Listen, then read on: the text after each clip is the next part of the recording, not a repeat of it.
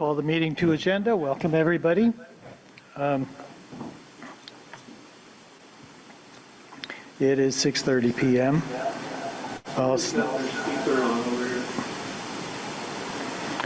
Could have been me. It was me. I'll start by talking about meeting logistics. Anyone joining remotely, we ask you to change your name display to your first and last name. And anyone who addresses the council, we also ask you to start by stating your name and where you live so that we know who's part of our conversation. Anyone who comes to speak about a specific agenda item, we ask you to keep your comments germane to that item. And anyone who wishes to speak must be called on by the mayor. Once you're called on, you may make a statement or ask questions. But in any case, limiting your comments and questions to 3 minutes. And if you are speaking out of turn, discuss non-germane topics, go on too long, etc., you may be reminded of the need to adjust your comments or behavior. And with that, we are ready to approve the agenda. Are there any changes anyone would like to make? Okay, we'll consider the, Jim, sorry. When we come to the consent agenda, I just barely learned where to find the minutes, so I'm just gonna ask that they be polled this time. Okay, That's all. fine. Sorry about that. No problem. Now I know. We can consider the agenda approved. Now moving to general business and appearances. This is an opportunity for any member of the public to address the council on any topic that is not on tonight's agenda. And as with other portions of the meeting, we would ask you to keep your comments or questions to 3 minutes. Peter Kelman, I see you with your hand up first. Okay. Thanks, Jack. Peter Kelman, Mountain View Street. I've been out of the country for a month and been a little difficult, 6 hours difference to follow what's been going on. I know you guys have a lot on your plate, and I don't want to take up too much of your time. I do want to make some comments about committee structure. I know that Pellin and I can't remember who else was working with the city manager staff on committees. And something which has occurred to me, especially over the last week or so, in light of the resignation of members of the Housing Committee and the fallout from that with Mike Miller's letter that he sent you, the advertisement for membership on the Development Review Board, and a couple of other things. And that is the role of staff. The role of staff varies very much from committee to committee, as it needs to be. I mean, we've got all kinds of committees. Some committees are advisory, some are regulatory, some are action-oriented. And however, I think we have to be very careful that some of these committees need to examine what they want the staff to do. I mean, one of the problems with the Housing Committee was that the person who was on the staff person was in the planning office and also took the minutes and also set the agenda, and that led, I think, to some of the problems that led to the resignation of 4 members of that committee. I don't want to get into the details of it because I'm not privy to them. But also the DRB. The DRB ad says the DRB has the following duties, and the very first one adjudicates appeals or of acts or decisions made by the zoning administrator. Well, guess what? The zoning administrator is a staff for the DRB. That creates a real conflict. Here's a committee that's going to adjudicate something that their staff person who's at the meeting. Now, maybe she recuses herself in those circumstances, but it is awkward. And last night at the Planning Commission meeting, Mike is the staff. Mike controls the agenda. He doesn't take the minutes. But last night there was clear tension between Mike and some members of the committee. So I think that when, I understand that a regulatory committee has to have a staff person there, but should that staff person be also taking the minutes, also setting the agenda? I think that's something that really needs to be looked at. I remember when I was on the homelessness task force, and the city manager was the staff. That was very awkward. That committee was supposed to be an advisory committee. Thank How you, do Peter. That is 3 minutes. Okay, anyway, Thanks, Peter. thanks. Anybody else online? Oh, yes, Zach. Good evening, Zach Hughes, Montpelier. I'd like to address my position, and some of my colleagues on the task force, homelessness task force. As you're doing the structure, I'll be writing you about this, writing the committee you guys have. Looking over the structure, plus we give feedback. But I basically think the task force and housing committee are two different animals. And I recognize that y'all have 30 committees, but I'd like that one really kept separate from housing committee. Also, I would like more attention paid to the ADA committee because that's important. And so I appreciate your time tonight. I'll be in touch. Thanks. Thanks, Zach. I don't see any other hands raised on Zoom. Is there anyone in the room who would like to be recognized? Yes, Tom. Speaking of that one, Yes, please. Thomas Moore, Prospect Street. Just a rumor hearing on Front Porch Forum that maybe the city or people want the city to buy the post office. Is this something that you folks are thinking about? We have that on the agenda tonight. Oh, it is? Yeah, Oh, I didn't see U.S. Post Office. that's because it's item 7, federal building. Oh, me. All right, thank you. You're welcome. Debbie.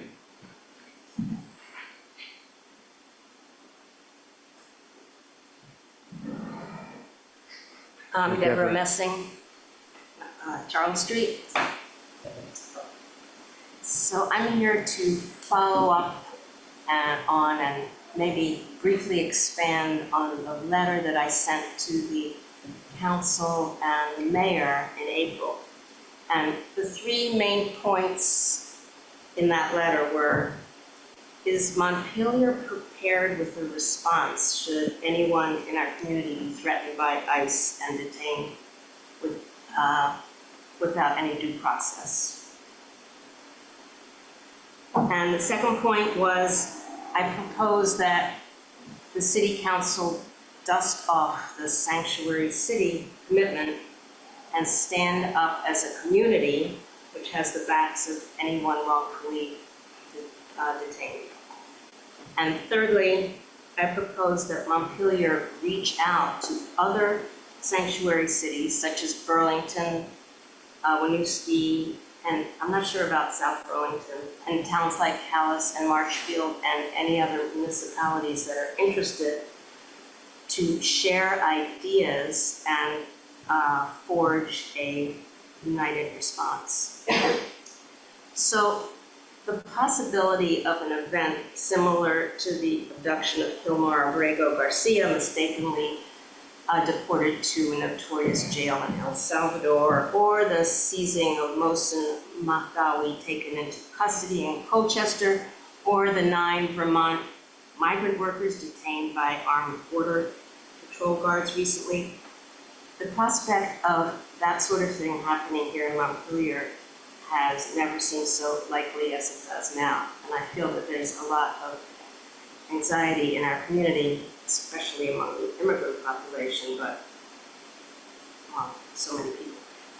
Especially since Trump has ordered the Department of Homeland Security to increase the deportation force of the US by 20,000 officers, up from around 6,000, and to begin deputizing and contracting the state and local law enforcement officers.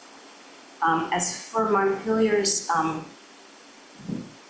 sanctuary city status, it was December 2016 that Montpelier City Council voted to make Montpelier a sanctuary city, and becoming the third Vermont city to do so since Trump was elected. We're talking 2016.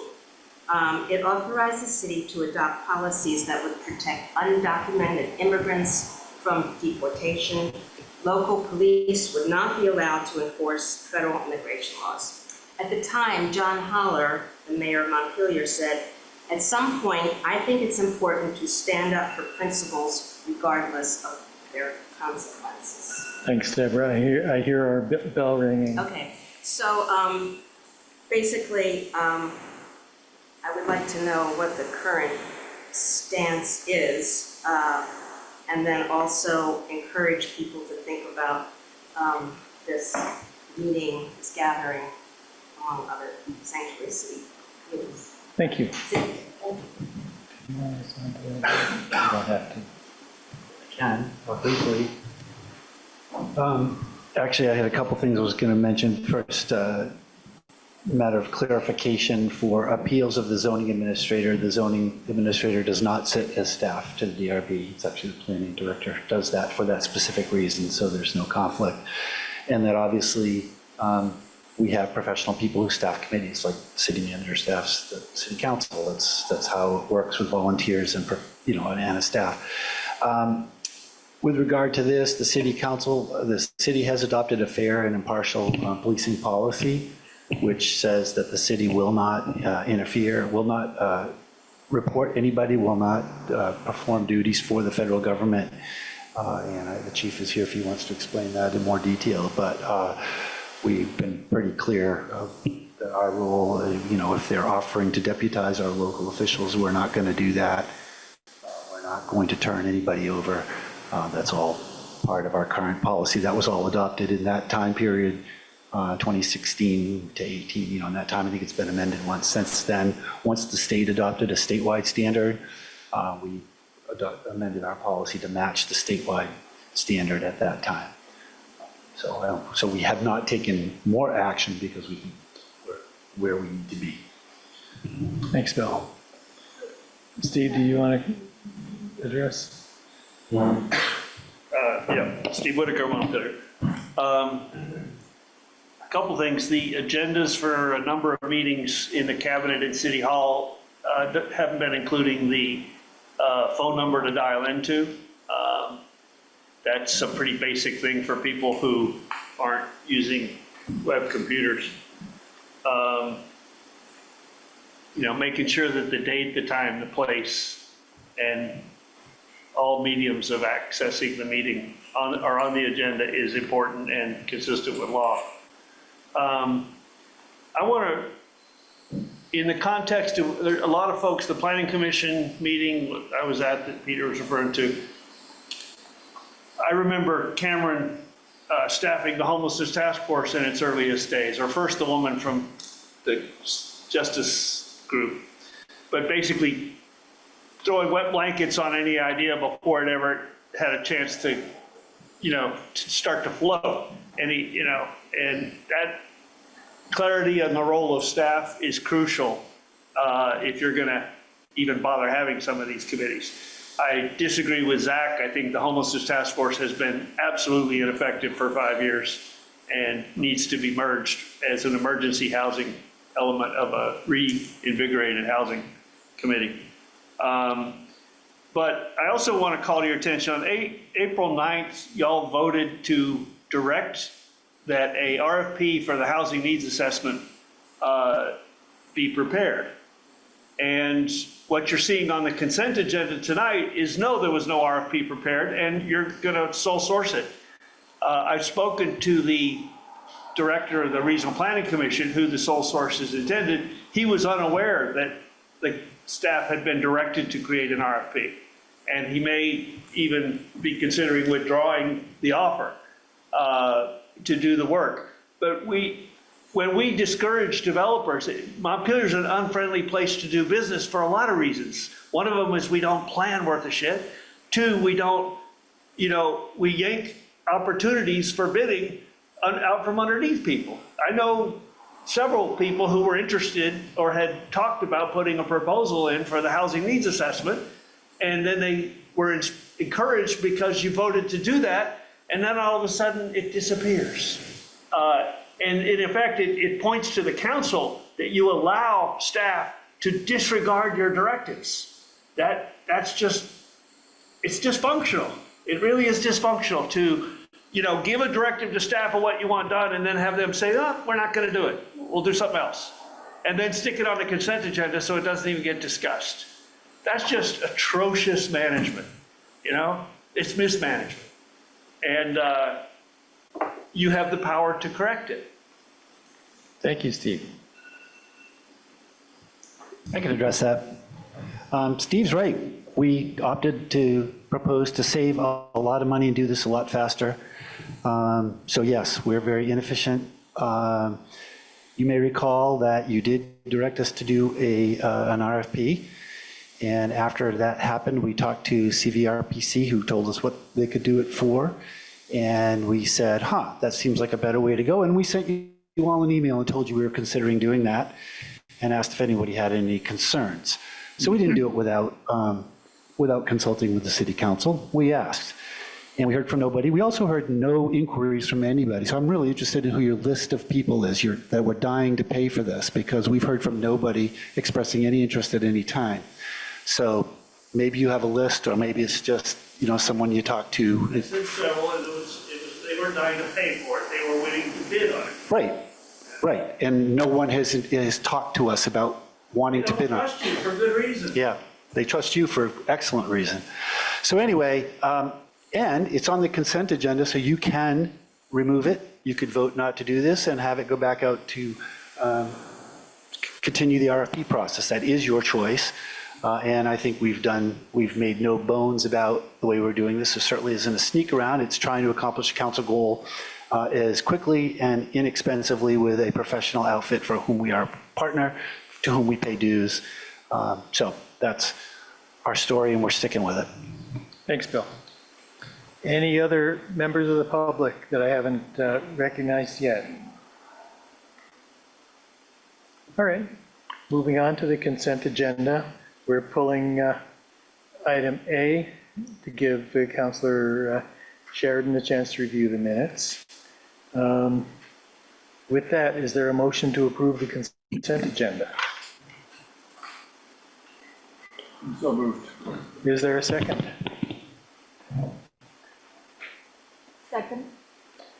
Any discussion? All those in favor signify by saying aye. Aye. Any opposed? All right, thank you. You've approved the consent agenda, save for item A. Next, we have appointments to the Child Care Task Force. Oh, now I'm sorry. I realized that when we were approving the minutes, I didn't call people's attentions to the time frames. Kelly and I met. These are our best estimates on the time frames for the various items. We're already ahead of ourselves because we've been sort of thinking of 30 minutes for everything up to and through the consent agenda. So we'll just keep working on honing our ability to predict how these conversations take place. For instance, now we have 4 applications for the Child Care Task Force.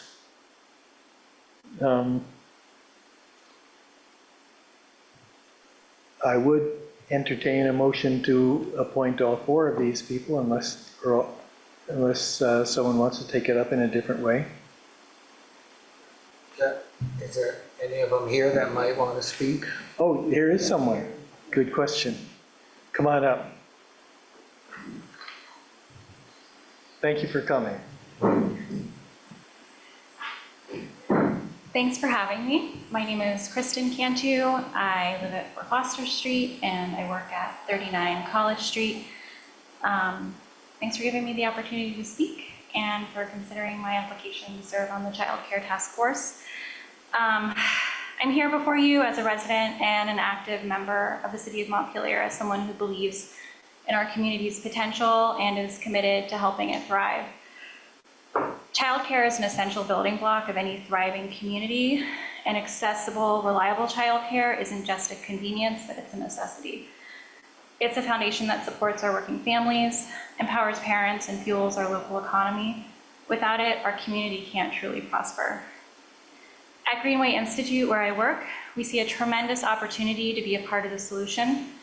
Our organization is privileged to control 6 buildings on the former VCFA campus, and we believe this campus is an ideal location for a new childcare and early education center. It's a space that could become a haven of learning and growth for our youngest residents while easing the burden on working parents across the city. But our vision isn't just about a single location. The need for childcare extends far beyond campus. Montpelier must explore how we can create more childcare spaces throughout our city, whether it's on the Greenway campus, downtown, or even in someone's home. We have to ask ourselves, how can we as a city make it easier for individuals and organizations to establish these vital spaces? How can we support childcare providers in meeting their staffing needs, which are often their greatest challenge? I don't have the answers, but I'm committed to finding them. And I'm committed to working with all of you, city officials, educators, parents, and community leaders to develop a clear, actionable plan that expands childcare access and ensures its sustainability in Montpelier. Thank you. Great, thanks. You work practically across the street from me. I work at 56 College Street. Oh, nice. Anyone have any questions? I'll move the appointment. All right, we have a motion for the appointments. Is there a second? Any discussion? Thanks for coming in, by the way. All those in favor signify by saying aye. Aye. Any opposed? Yes, I do appreciate you coming in. Thank you. Yes. If it would be in order right now, I have a motion I'd like to make about the staff role on the Child Care Task Force, but if it's not in order under the appointment section, that's fine. You can Why take it don't up. you make it right now? Okay, so I appreciate that we had a couple of public comments about the role of staff on committees, which is something that I know that the folks who are working on the committee overhaul are thinking very hard about.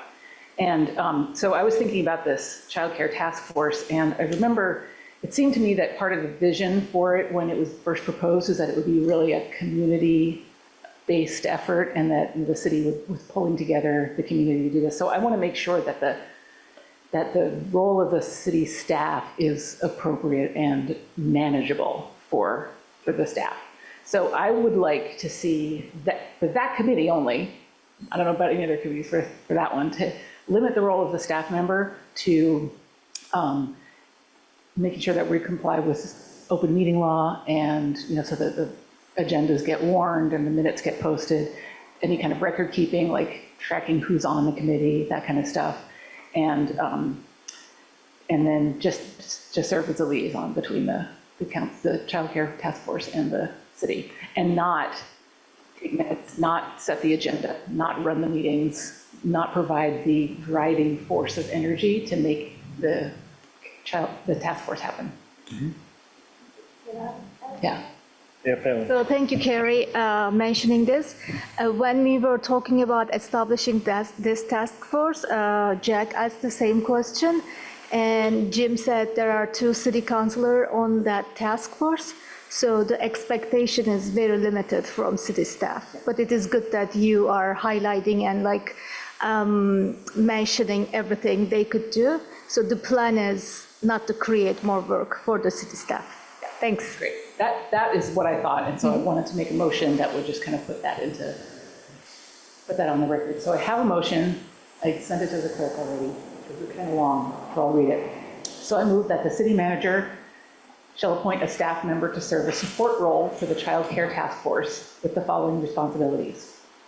Ensure that the operation of the Child Care Task Force complies with all applicable open meeting laws by warning meetings, posting minutes, and any other actions required for legal compliance.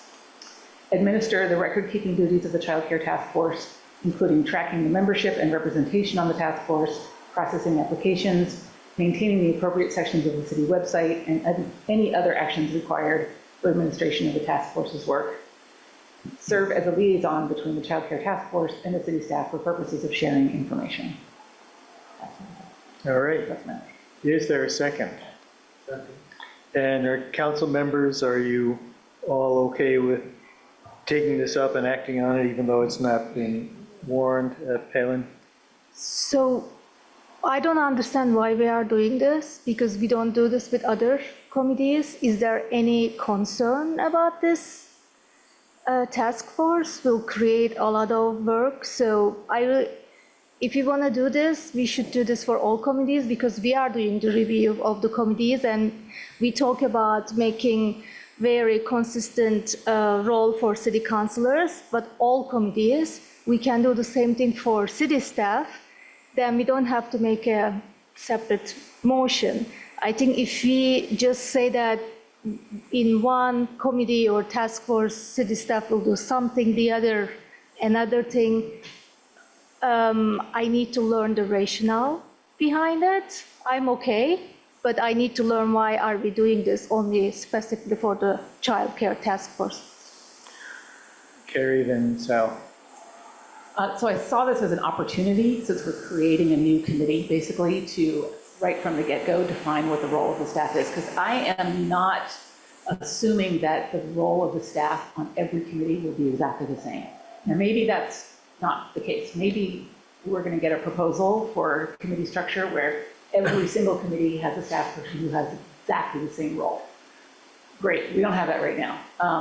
And I'm not sure that would be right. So I think we really have to think about that.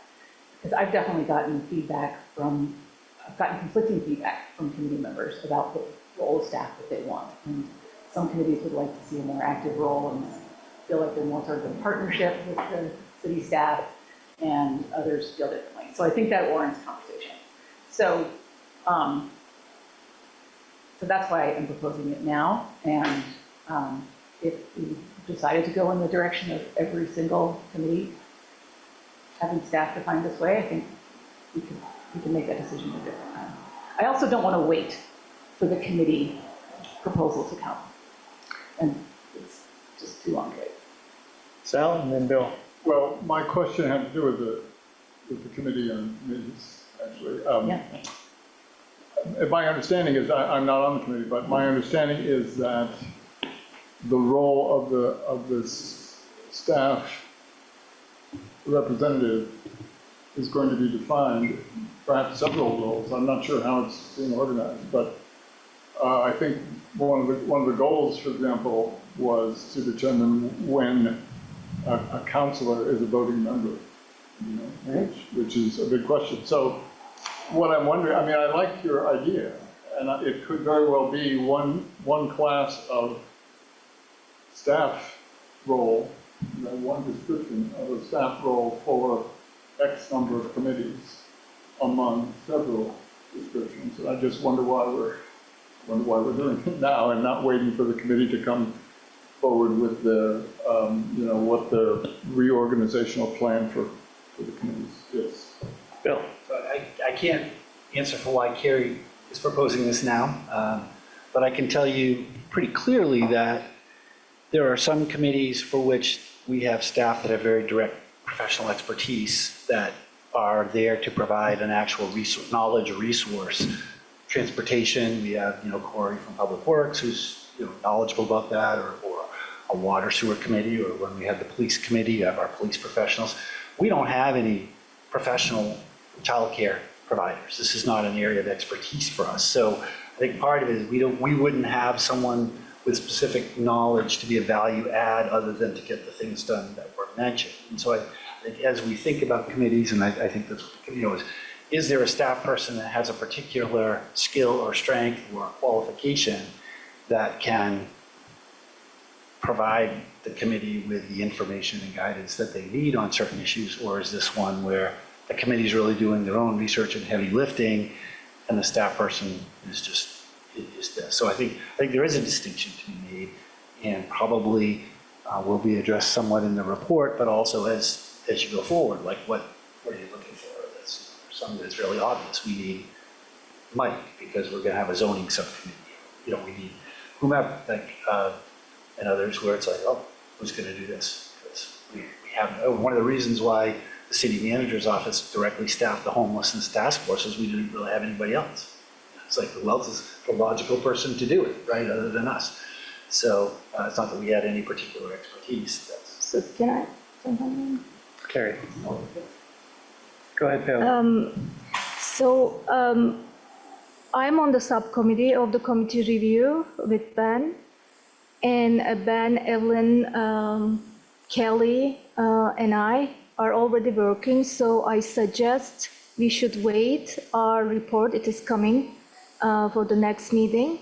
And because we decided to also define what the task force is, what the committee is, what the advisory board is, what the commission is, and what are the city councilors' role, what are the staff roles. So you will see these things on that report. So my suggestion would be just wait until next meeting, then just like add up things for all the task force, because this is not a committee, this is a task force. I think it will be a better approach. And we will not we will not meet until our next meeting anyway. So there will be no staff doing anything on this task force. So just a suggestion to wait until the next meeting when you see the report. Thank you. Sure, if it's coming next meeting and we can do something, I don't have any objection to that. I will say that part of my motivation for doing this was wanting to see the task force get going and not to be waiting. We've been waiting 2 months for any movement on committees, and it could be more weeks. And the task force has some energy behind it. It's got 4 people now on it, and my question was, who's going to make this happen? Who's going to call a meeting? And you know, Palin, you said that the task force won't be meeting between now and the next council. Well, whose decision is that? There's nobody in charge of it. So I wanted to get it clear that there was something that's going to happen. So if that seems like it's clear, then okay. Okay, can I say something? Adrian and I are the charge of that task force, which we mentioned it when we approve it. So if there's an objection to it, and if city council wants make a city staff be in charge of that task force, it is fine. I don't know what you say, Adrian, like. Yeah, I mean, I was under the impression Jill and I were working on the task force, the help review the applications, it's presented today for approval by council. We've been working to just, you know, on the back end, get things organized, get things ready, and, you know, once we get these approved, we'll, you know, we're gonna talk and have a process for scheduling the first meeting, but then it'll be warned to the city like we do with all of our other meetings. We'll go through the same process. Get the agenda, get it approved, get it warned.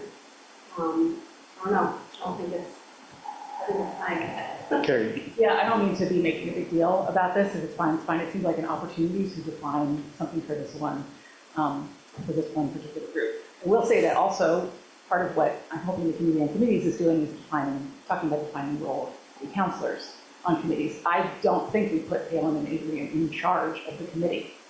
I think we put them on the committee, on the task force. That's a big difference.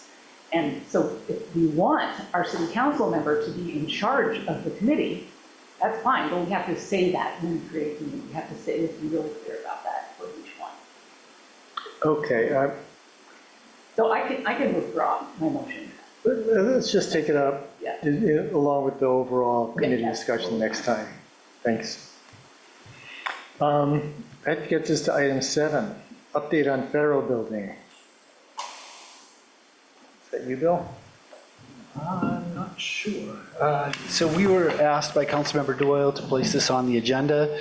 I believe there's folks from the Montpelier Commission on Recovery and Resilience that may wish to speak to this. I think what we know is that they've been in discussions with the state, ACCD, about a process where a request can be submitted where the state might be interested in seeking a directed direct sale, but that there would be certain due diligence done, and we would be asked to support a letter of intent. But I see two members of the commission here nodding their heads, and they look far more knowledgeable than I am, so I don't know which one's speaking, but I would turn it over to Why them. don't you both come up?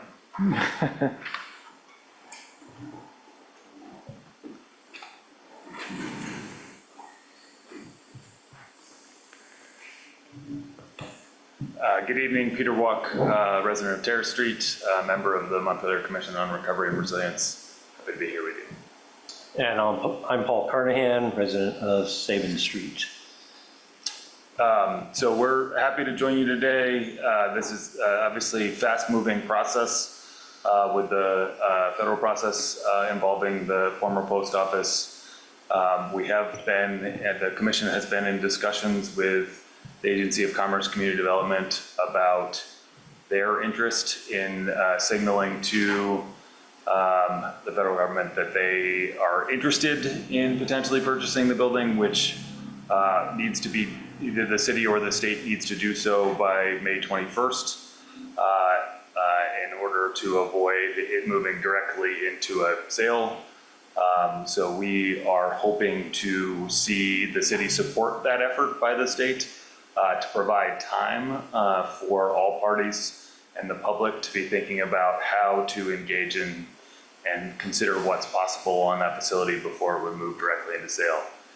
ACCD is not committing to purchasing the building, nor is any other party in the state. They want to see, like all of us, the time to be able to do that work well and to be able to potentially move forward with an option that worked for the city and for the residents. Thank you. Mike, how does the email that we got from you just earlier this evening play into all of this?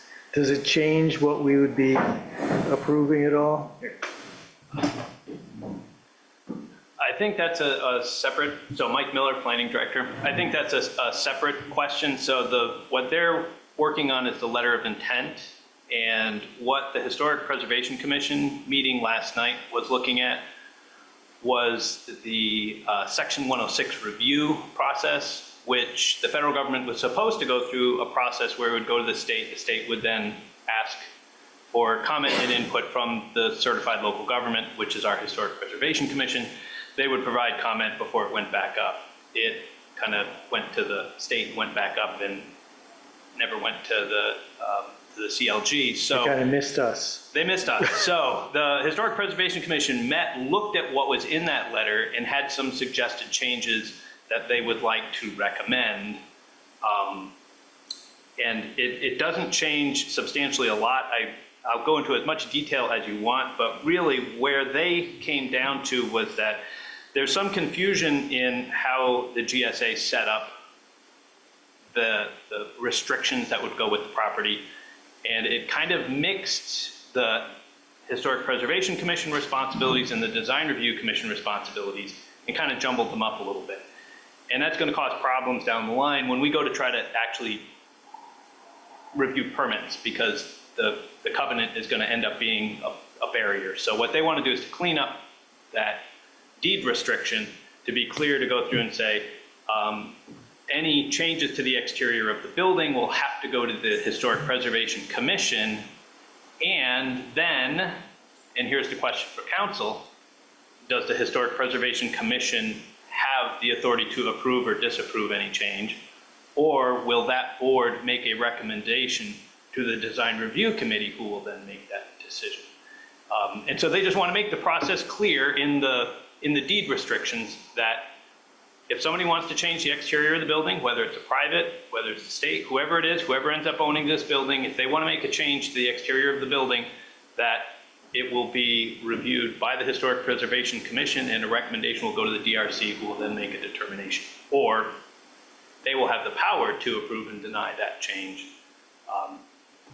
I think they would favor the first, but they would be okay with the second. And in your view, which is the way that would pose the least impediment to changing or demolishing the ugliest building on State Street? So the good news from that perspective would be, although you read through the deed restrictions, it sounds like we're preserving the building. The way it's couched is we have to preserve the building. Therefore, here's the process that's going to be followed.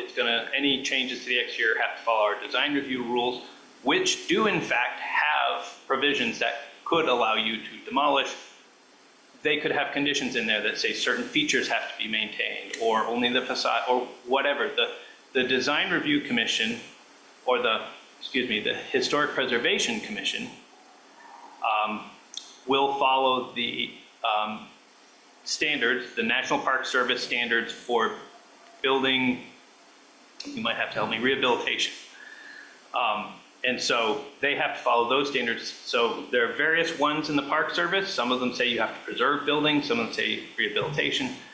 This is rehabilitation, which does allow, in certain circumstances, the demolition of the building. So it would come down to looking at our zoning and whether it meets those requirements that say you can. And they would have the authority to go through and say, you need to maintain this, you need to have, I think the hardest part about this building is the fact that it's, the first floor is 42 inches under water in a flood. That's a problem. So no matter what you're doing in the future, you're gonna have to do something substantially different. It's gonna make it very difficult to continue to use that building. But there could be standards that say, there's some unique marble to the building. There's unique, we would like to see a lobby that incorporates those features into a lobby and has some, and again, that's up to the applicant to come in and work with the HPC to come up with what would be, if a demolition was approved, these would be the conditions. Or it could come up that, nope, the Historic Preservation Commission and DRC says, you don't meet these thresholds, therefore it can't be demolished. But again, there is a process whereby it could happen. Okay, thanks. So there is a question that would be out there on that, whether we want to give one authority or the other. Sal? So I got lost on what this has to do with the state's letter of intent. It doesn't, and I think that was initially the start. So it's two separate pieces related to the same project. The letter of intent is completely different. Whether the state or city puts in a letter of intent is completely different than this memo I sent out today based on last night's historic preservation meeting. So we can resolve this without... Yes, you can resolve this and it would still go to sale. And my understanding is that the state intends to file a letter of intent. That's their question. With GSA, yeah. Right. Is that the case? So there are two, So as Mike said, there are two processes going on at the same time. So the process now regarding the state is whether someone's going to file notice with the GSA that they're interested in exploring, doing due diligence for the use of this building, and thereby buying, hopefully, the request would be a 180-day period to at least to do some due diligence as far as the what the zoning requirements are, what the floodplain restrictions are going to be, and also potentially seeing if an investor group can be found that is interested in working with the city to develop this site. So the part that has changed since we were here, was it 2 meetings ago, is that the state is now, when we first came, we were thinking the city would have to provide that letter of intent to slow the process down. But since that meeting, we've talked to the state, and they have the capacity and the interest to file a letter of intent. And we are also interested in finding consultants to advise this group on what can be done with the property. And if I could just clarify that the state is willing to do that regardless of the outcome of the issue that Mike is discussing. Yes. So we can truly separate the two items. Separate them, yes. Amen. And the issue for us on the first one is and I think it's probably obvious, but does the council want to send a letter of support for the state's effort? Yes, I have a motion I would think we prepared would, along but those lines. we still. Let's hear it.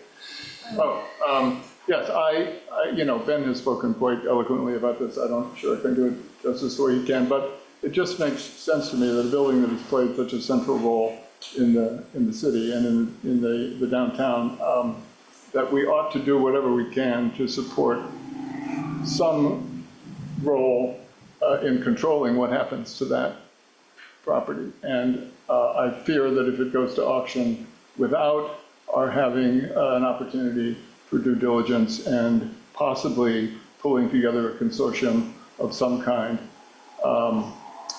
who would purchase it and develop it with our input instead of doing whatever it is they want or doing nothing, which is just as bad.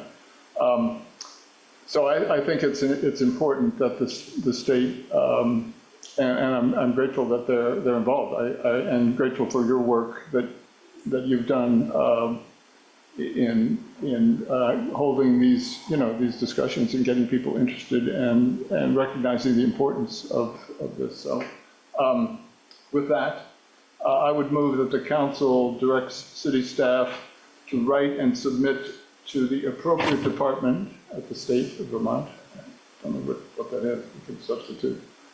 A letter of support for the state's official expression of intent to the GSA with regard to the negotiated sale of the federal building. Is there a second? I'd like to, I'll vote for if it says under no financial obligation of the city at this point. So in our last meeting, we made a motion to see and review the letter of the city is planning to send. Are they any letter so is there any letter we can review tonight, or can we? Those are two different letters. Can I Yeah, sure, finish? Thank you. So, my next question would be what kind of letter we are talking about. Will we be able to review it before we send? And like Jim was saying, can we just add things? Or the plan is just to write this stuff, we'll write the letter and they just send it. So I'm just wondering what happened to our former motion. Thank you. So the former motion was assuming that the city was going to send the letter of intent that the state is now going to send.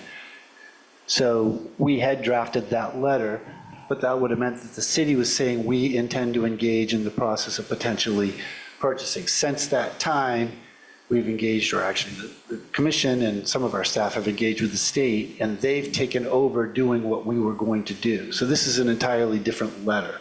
This would be a letter basically saying we support what the state wants to do, instead of us saying we're going to do it. So we did have that letter drafted. It was ready for tonight's meeting, but now the process has gone in a different direction. So, if you'd like to see the letter of support that we send, we can certainly send that. You have a meeting next week, but I think, it would be pretty straightforward. We support what the state's doing. Can I say something? I just want to clarify the difference between the letters, that's all, for the public knowledge. So if it will be like you just explained, then there is no need to review anything. I would just like referring the former motion and what happened to it. So now I'm clear. I think most of the public also, they are clear too. Thank you. So I would just add, I think the deadline is the 21st, and we don't meet until the 28th, so we really don't have time to review unless we call a special meeting, which we could do, but I don't see the need. No, the meeting on the 21st. Oh, we do? Yeah. Talk about the city plan. That will still be too late, but Yep. I'm glad you Still be mentioned too late, that. yep. I'll cancel Yeah. my appointment. We don't need to review anything because they are two different letters now. Yeah, I That's agree. And we don't have, the motion doesn't have a second yet. Does it? Well, Jim seconded it with an extra phrase on that Sal nodded. Yeah, I'm happy to have that. All right, so now we have a motion and a second. Is there any other discussion? Hearing none, all those in favor signify by saying aye. Aye. All opposed? It's been interesting watching this conversation in public because seeing people saying, great, I'm glad the city is buying the federal building, and I'm seeing people saying, no way, we should not be buying the federal building. And we're not doing either one, we're not doing it either for the people who would be happy for us to do it, or the people who would be mad for us to do it.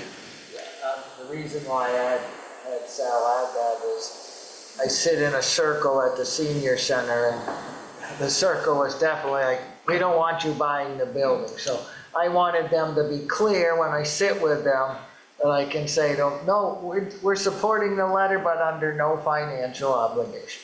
It's tough. Are you guys set? If we're gonna add some later on, then that's another time. All right. Thanks, guys. Thanks for coming. Steve. Thank you for your work on this. I understand and support that the city's not taking on a financial obligation, but I think the city, being the one withstanding to actually get front of the line, I think the state is stepping in to help the city because we're not prepared or don't have the capacity or the organization yet to do it.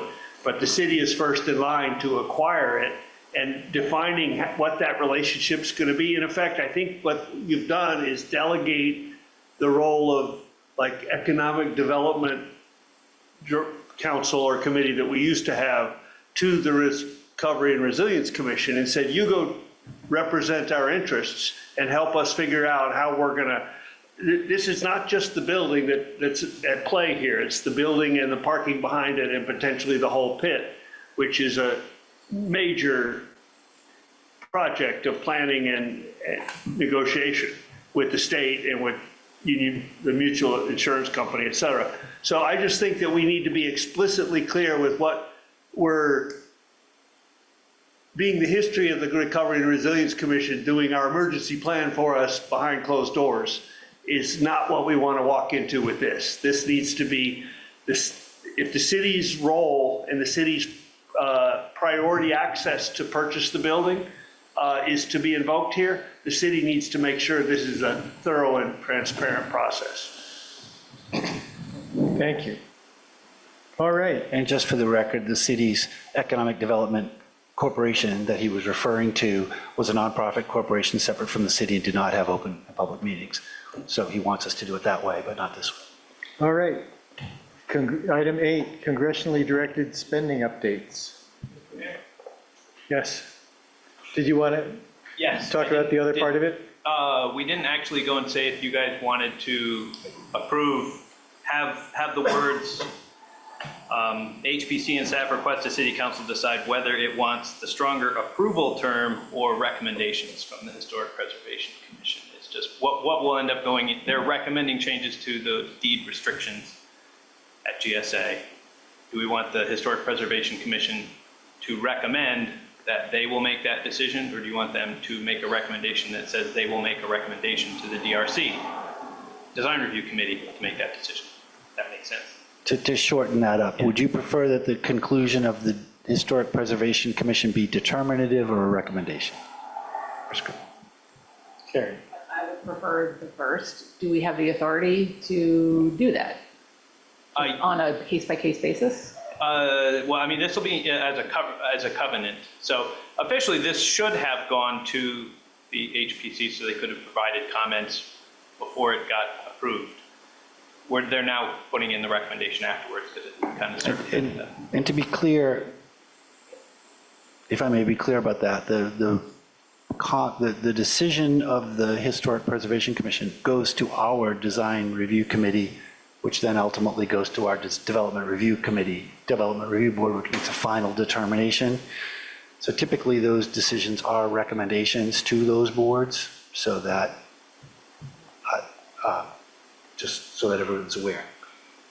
And as I recall, the Design Review Committee also is not a decision-making body. It's something you have to go to them, and you have to show that you presented the project to them, and they may have some comments, but they can make recommendations, and you can still say, no, I'm taking it to the DRB under my original plan. Correct. Okay? So, So the deed restrictions are, I mean, the GSA has its own restrictions and we're modifying them, is that? Yes, I sent in the packet, and I believe you guys already had these in the past. The letter that kind of looked like this guy. And if you don't, it's in your email box because I sent it.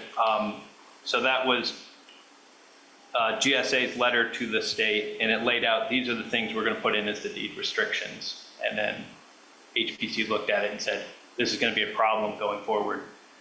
It's all jumbled up. We're not going to be able to administer this. Let's clean it up and make some recommendations back to GSA. So when they do make their final deed, it will have the recommended language, hopefully. and this is where, Carrie, you had a recommendation for what it should be. Yeah, I don't know how to word it though. I don't know how. I think the question- I think the question is on this particular case, we want the decision of the Historic Preservation Committee to be determinative. Yes. And then all the stuff about what you said with GSA and everything will flow from that. Yes. So is that enough in the motion, what I just said? That would be, yeah, that would be, yep, I said one or the other. We didn't have a preference, and if the recommendation is that it is determinative, then I will get that back to the HPC and they'll write the letter with that intent. So that's your motion. Is there a second? Second. Any discussion? Sal? So how does it do with the Historic Preservation Commission? So I thought I heard someone say they usually make a recommendation to the Design Review Board. Design Review Committee. So usually the Historic Preservation Commission is outside of the permit review process. Historic Preservation is outside of the design review process. Permits go to DRC, DRC goes to DRB, or to the administrative officer. The only way the Historic Preservation Commission comes in is when there is a project with federal funding or federal property which requires what is called a Section 106 report, which this property does. And so that there'll be covenants and deeds restrictions put on it. In which case, those are supposed to go to the Historic Preservation Commission. We don't get very many of those. If the federal government were to expand a highway, we were going to use federal money, and it was going to impact a historic building, then Historic Preservation Commission would provide input to the federal government or whoever, depending on the project. In this case, it's part of the covenant of this building being sold. Whether it's sold to the state or whether it's sold to a private person, it'll have the same covenant that says, here's the process. If you want to make a change to this building, these are the rules you're going to follow. And in this case, because it's a historic building on the historic register, we could say HPC, as our certified local government and as our person who reviews these historic properties, we're going to give you the veto power over whatever happens to this. You can make a recommendation to allow the demolition to occur, or you can make a recommendation that says we don't allow it to occur. You made a determination. Yes.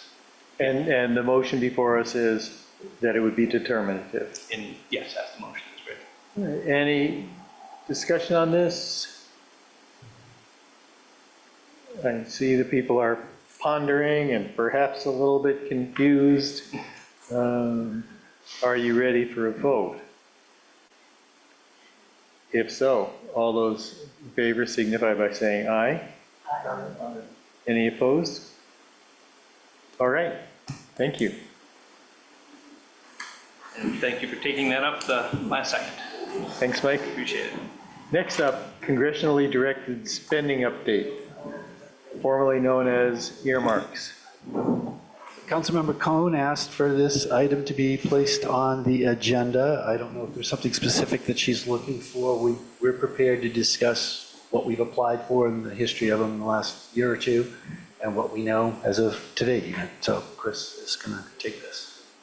Chris Lumber, Sustainability and Facilities Coordinator. Unless Councilmember Cohen has anything she wants to add. So a couple of the residents who live in my district asked this question just to be informed if there are any specific information we have which like we call earmarks, right? Is there anything we can use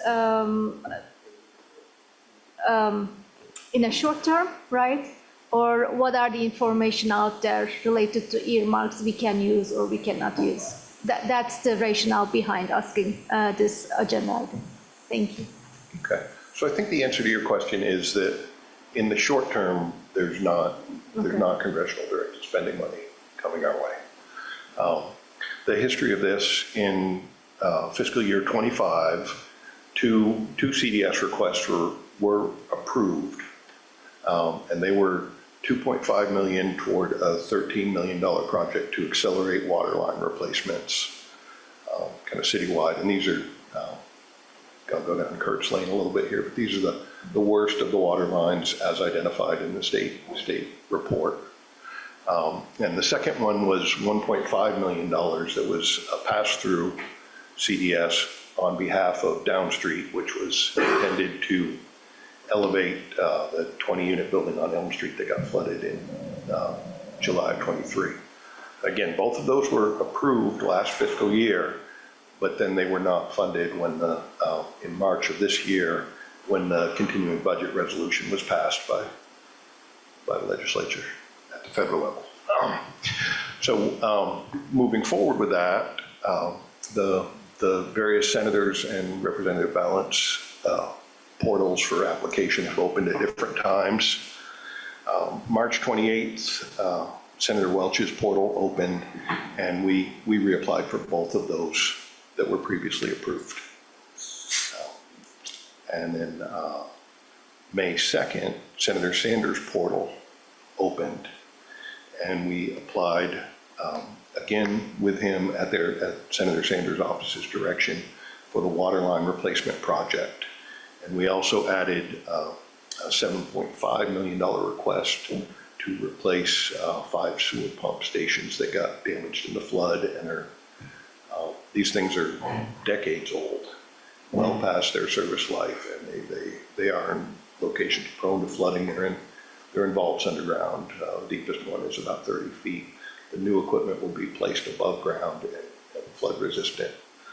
So that was one additional request. And the third request for Senator Sanders was to extend the river ice melting pipeline from where it discharges into the Winooski River, approximately at the liquor warehouse, extending that west toward all the way to Bailey Avenue Bridge, because that's a section now that is prone to ice jamming, and it's real hard to access with equipment and that type of thing.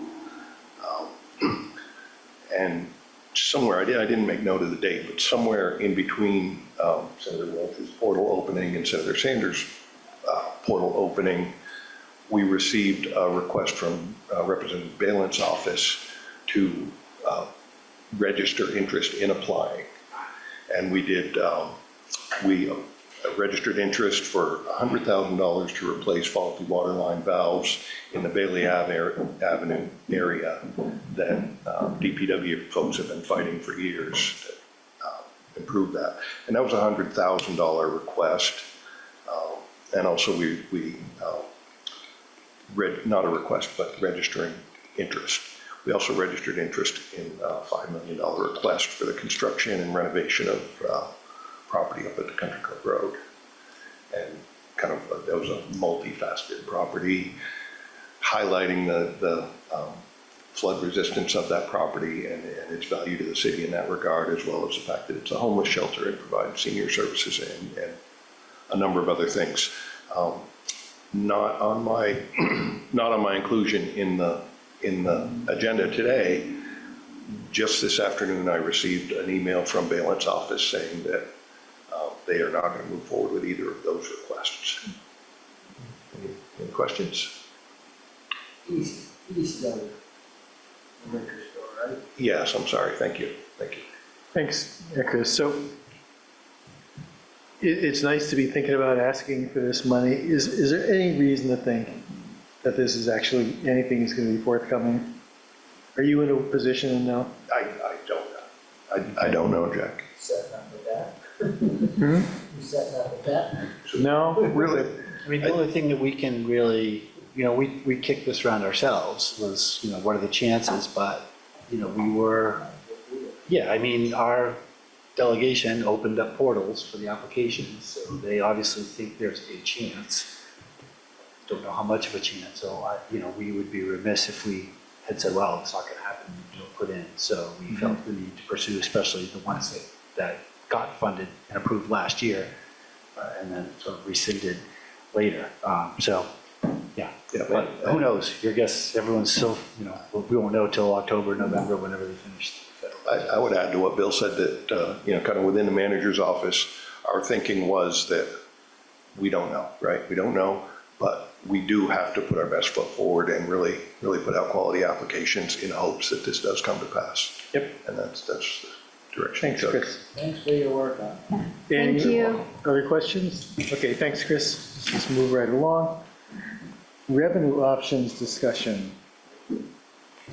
Yeah, this was also requested by Councilmember Cohen, so I'll just turn it over to her.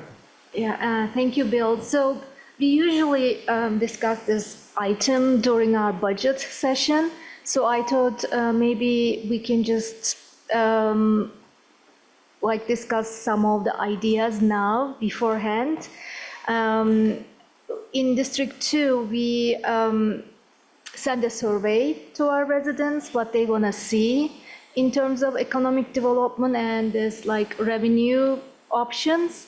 And they have some ideas what to do in the downtown and what we can do as a city. So that's why I just want to bring this item to the attention of City Council, and maybe we can just start the discussion, and when we hit the budget season, maybe we will have something concrete to work on it, because budget cuts will not work forever, and I don't think we have any other place to do that. So I cannot support any cuts anymore coming budget session. So I think it is important to talk about this revenue options, if we can find one or two new ideas, like we did last time, right? At this last minute local option sale tax. Maybe we can find something before the budget season comes. Thank you. Adrian. I'll start. I think about this a lot in terms of economic goals for our city, and it's complex, right? So we've been hit, the past couple of years with, bad things that have happened, and who knows if we're going to get flooded again this year. I know my water table is really high in my yard, and we're kind of in that same weather pattern again. And so when I think of economic goals and our small town, I think about not necessarily, we've been trying these events, we've been tracking them, but it's much bigger than that. Huge. It's like a much broader, thought process. And so I don't know, we had the 1% sales tax, which was nice, but I think we need to get to the root cause of this issue. And I don't know how to solve it. I'm not coming with any, magic wand solutions, but we have the housing needs assessment, which I think is a really good step in looking at housing. We have to bring in people to our town.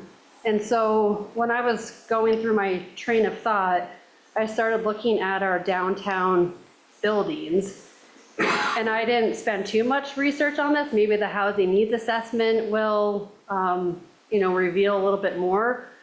But we have a lot of vacant buildings in our downtown, both commercial and residential. I spent 30 minutes on this today, so my numbers are probably totally off, and hopefully someone out there in the world could, confirm or deny this. But based on a very quick review of about 10 different websites looking at commercial properties in Montpelier, we have over 50,000 square feet available in our downtown. And most of those have been vacant for over 2 years. due to the flood, most likely. These are my assumptions. TD Bank was on there. We have some, State Street buildings behind Julio's, the garage. There's a couple on Main Street that were flooded that never came back, those businesses. The building over by Elm Street, Cheshire Cat was in there. It's like office buildings, but that's, over 10,000 square feet of space. The TD Bank, the big building, the first floor is also not there, and then Walgreens, and then Rebel Rouser. And so I'm just wondering, I was brainstorming in my head, now I'm brainstorming out loud. Is there an opportunity to work with these people that own these properties? Is there a way to look at some conversion from commercial to residential? I don't know what our zoning says in terms of like mixed use, making them flood resistant. What are those opportunities in our town to look at this vacancies that we have, bring in businesses since they've been empty for over 2 years? I think it's critical. Our businesses are gonna be closing. I think Athena's Attic just announced they're closing because businesses, it's dire. I mean, our downtown could be extinct, and we love Montpelier. And so I think we need to be very, very bold, very, very strategic, and really think outside the box of how we're going to save our town, how we're going to make it thrive in these economic, downfalls. I mean, I've seen ghost towns, and I don't want Montpelier to be a ghost town. So I think, how do we work with businesses? How do we work with Montpelier Alive? I'm not interested in like just taxing people to death, but I think we need to be very strategic and bringing in businesses, converting these businesses to housing, because people need to come into our downtown, and that's what's going to save us. And that's going to, I think that's the way to go. That was a brainstorm. There was no solutions there per se. I'll follow up on something she said. 3 of us, myself and Sal and Ben, attended the Montpelier Live meeting, and we heard, the stress that they're under, and they're close to like being like Burlington, writing a letter, like 91 merchants did it in Burlington, and so they want to form a committee to look at really the unhoused problem and bring the partners in on it and talk about it. And I don't know where it's going to go, but they asked for a city councilor to join them, and Ben's got plenty to do himself, sits on enough committee, so I said that I would take it. But that's not really a committee under the city. I'm just the city council, representing the city council so that they have somebody to bounce ideas off, I guess, or do I have any input I want to add? But I just wanted to announce that. But the meeting was pretty down in a way. They're struggling, there's no question.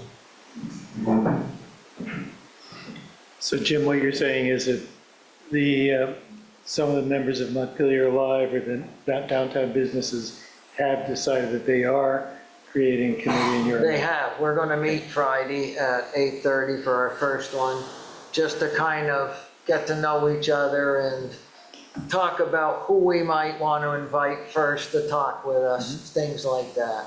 And I know one of them is the homeless Zach's group, I think, and stuff like that. But we're just going to talk about it and see what happens, I mean, it's not just Burlington that has this problem. It's showing up in Montpelier, and it's probably going to show up more as we go into the summer. So, yeah. So I'm willing to sit on it, and I will report to the council what's going on, whether I'll send an email to you all or in the meetings. I'll keep you, like I always do in anything that I do, I'll keep you abreast on what's going on.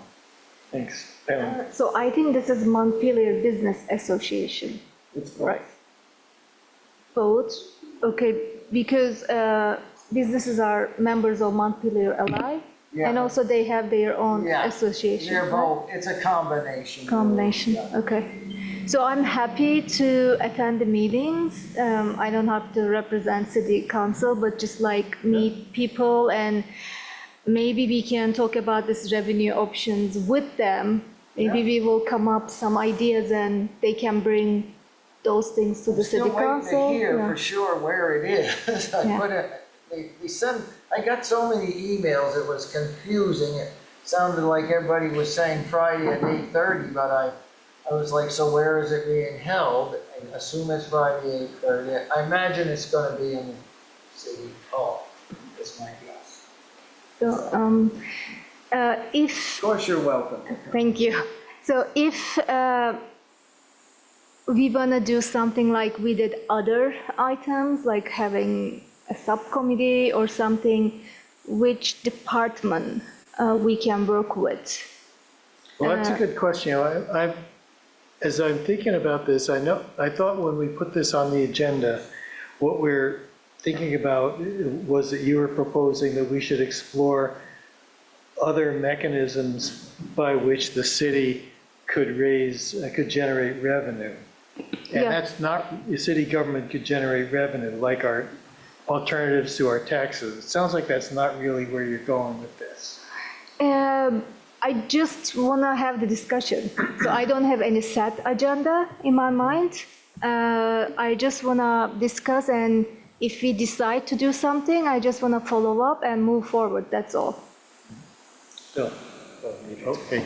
I mean, a revenue option, which I'm not saying I'm for or against, but I've been following Burlington's news and this is kind of what made me get on this path of the vacancies, is the vacancy tax. They just upped it to like $6,000 a year, because they have a serious vacancy issue in Burlington, and they're giving these developers incentives and asking for quarterly reports to see what progresses they made, like holding them accountable so they don't have, empty storefronts in their town, because it really is, that's not good economic development. So that's a revenue option. I'm not saying that, that's something that, I don't know the pros and cons behind that right now, but that's, when I started thinking about the vacancy and I started doing all this research, that is a revenue option it's a vacancy tax that could bring in money, but I don't know. Just throwing it out there. Carrie and Sal. For bringing that up, Adrian. This is one of the recommendations that came out of the Housing Committee at one point, and it's kind of what their most recent recommendations after they didn't get everything they wanted into the city plan, they were like, okay, there's just a couple of things I want you to take away. And one of them was a recommendation for a vacancy tax. And so I just want it to be on the table, right? I think it's complex, and I think in past discussions we've had about this, there's been, you don't want to punish a landlord for not being able to find a tenant when they're really trying and situations working against them. But then on the other hand, we do have some properties that just seem like they're intentionally sitting empty. And so it is something to talk about. I don't know how I feel about it either, but I do want to say that it was a strong recommendation from the Housing Committee. So. I'm just wondering if we talked with the owners of the buildings that make up, this 50,000 square feet. I'm sure we've had conversations with them, but I'm not certain what the extent of those conversations were, but would it make sense to meet with them as a group and find out what they're continuing? There are obvious obstacles certainly immediately after the flood, but maybe those obstacles have changed now. Maybe the problems are different, and maybe there's more we can do. Have we ever tried anything like that, or is it worth? We have over the years several times, and I guess I just offer it's usually better to meet with them individually, just because they're more likely to share their story than they are with others, and they're all a little bit different. We certainly had many meetings with individual building owners in regard to flood damage and documenting what they needed and those kind of things. And as Gary mentioned, some people are actively looking for tenants, and some people less actively or have a certain price, and if they don't get it, they won't lease. I think when we're talking about revenue here, it sounds like what we're really talking about is economic development, which then can potentially bring in more sales revenue and can bring in more grand list revenue. It's a longer game than just an immediate. So, I just point out, we used to have $100,000 a year in our budget for economic development, and we did fund a corporation, and over the last couple of years, it's been eliminated to try to keep our tax rate. So it's, I'm not trying to be the downer, but that, we've made a policy decision, which is now as a consequence, we don't have the resources available that we might have had. When we hired the Josh position, we actually added the economic development piece to his position, and I think some of that was starting to work, but then he got completely redirected after the flood to work on renovations and all those other things as most of the planning department. So, we will begin a process, I believe, to replace that position, and hopefully we would find someone, someone else, which staff person that would be. I think that would be the logical place. If in future budgets we can find places to add resources for economic development, whether it's a staffer or funding another commission. And, in a minor way, the Commission on Resiliency and Recovery is looking at downtown stability. That's one of their works. And Montpelier Alive specifically looks at downtown economic structure. But I think, a lot of it is short term. How do we get a tenant into a business? How do we, they're dealing with the flood. They're dealing with a tough construction project right now. So those things are things that we can try to work with them on. So I think defining what you'd like to see out of this, then we can think about how we get there. Because, to quote Adrian, you do need to be bold, strategic, and think outside the box. But what does that mean? That, what are those ideas? What are the direction we want to go? Okay, so if it is clear enough for the city staff, I wanna work with a department or a position, which you mentioned, it will be Josh's position. With that position, whoever comes, and just like, if it is okay with the city council, maybe even create a subcommittee and just create some concrete plan. So I hope it is clear enough, because without working specific city staff, I don't have any specific information in my mind to bring and ask for an approval or support from city council. Will it be good enough for you, Bill? Well, I guess I'm going to offer this comment that this is starting to go into the next couple of agenda items. I think what we're finding ourselves in a position where every individual item is important and we all want to solve all the problems. And then we don't necessarily have the staff capacity, or the council hasn't prioritized anything, and we're just chasing ourselves around. So if we go through identify our top priorities for the year, whether it's now or in July, we do strategic planning, and the council says, yes, economic development is a top priority, and here's the strategies we're going to adopt, that's great. And if it's one of our 2 or 3 things, but then, what are we not going to do? For the last several years, once we kind of discontinued the funding for the Economic Development Corporation, essentially the policy position has been the #1 economic development item we need is more housing. If we get more people, that's more grand list, that's also more people in the town, that's more people shopping, that's all those things. And so given what we had, that's what we've put almost all of our effort into housing as economic development, and assumed, or, funded Montpelier Alive to do some of this other downtown, vacancy work. That's not really developing new properties. So I think the council should really be clear about where your priorities are, where this falls in them, because everything we mentioned is important, but there's only so much that can be done and that you can do. So, we'll be hiring a new person. Josh came to us with a real specific expertise in economic development. That's why he's gone to be head of the Barrie Economic Development Group. Will we get an applicant with that specific, we'll ask, will we get that kind of, expertise? We don't know until we go out. We all have some, I won't be here. So, yes, I think if you all decide this is important, you decide that the way you want to do it is to have a council member working with our staff, great, we're all for it. Honestly, we don't want to work with it, but I think it's got to be within the big picture. Yeah. So I would just say if Montpelier Alive is bringing that group together, I don't know what it is, but it might be worth, like as an interim, working with them, working with the businesses, and then maybe not taking over their agenda, because I don't know what it is, but I might come on Friday just to be kind of see and listen to where they're going with that, because that might potentially be a good way to bring in interested parties, have the energy behind it to make change, and not necessarily using limited city staff for another committee. Yeah, I mean, As a I'd short let term. the folks that attended that meeting speak, but my understanding is that it was largely about how to deal with the unhoused population that is negatively affecting downtown. And of course, we spent a lot of time talking about those strategies, so it's slightly different, but it could. Okay. They'll probably open it. They would be, they love seeing city councilors at meetings. I think Sal can back me up on that.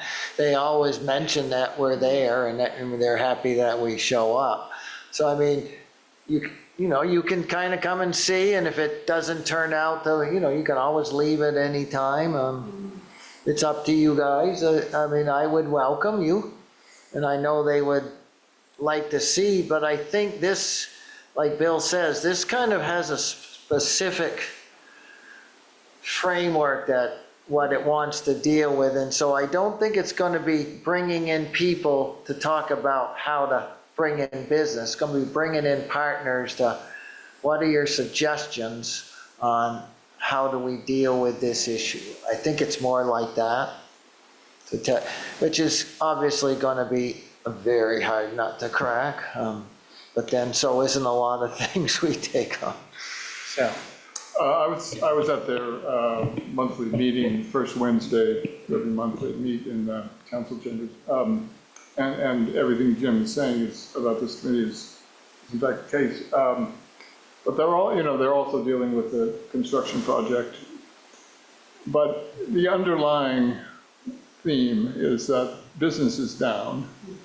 There are fewer people on the street, and they kind of realize that until things change somehow, housing one element, but there's not going to be much of an increase in that, and so they're just they're worried about that situation. Most of their sales are down. They're very creative, resilient people. I mean, it's remarkable the things they have come up with to generate business. But they're worried that they can't sustain it without something else, some sort of infusion of,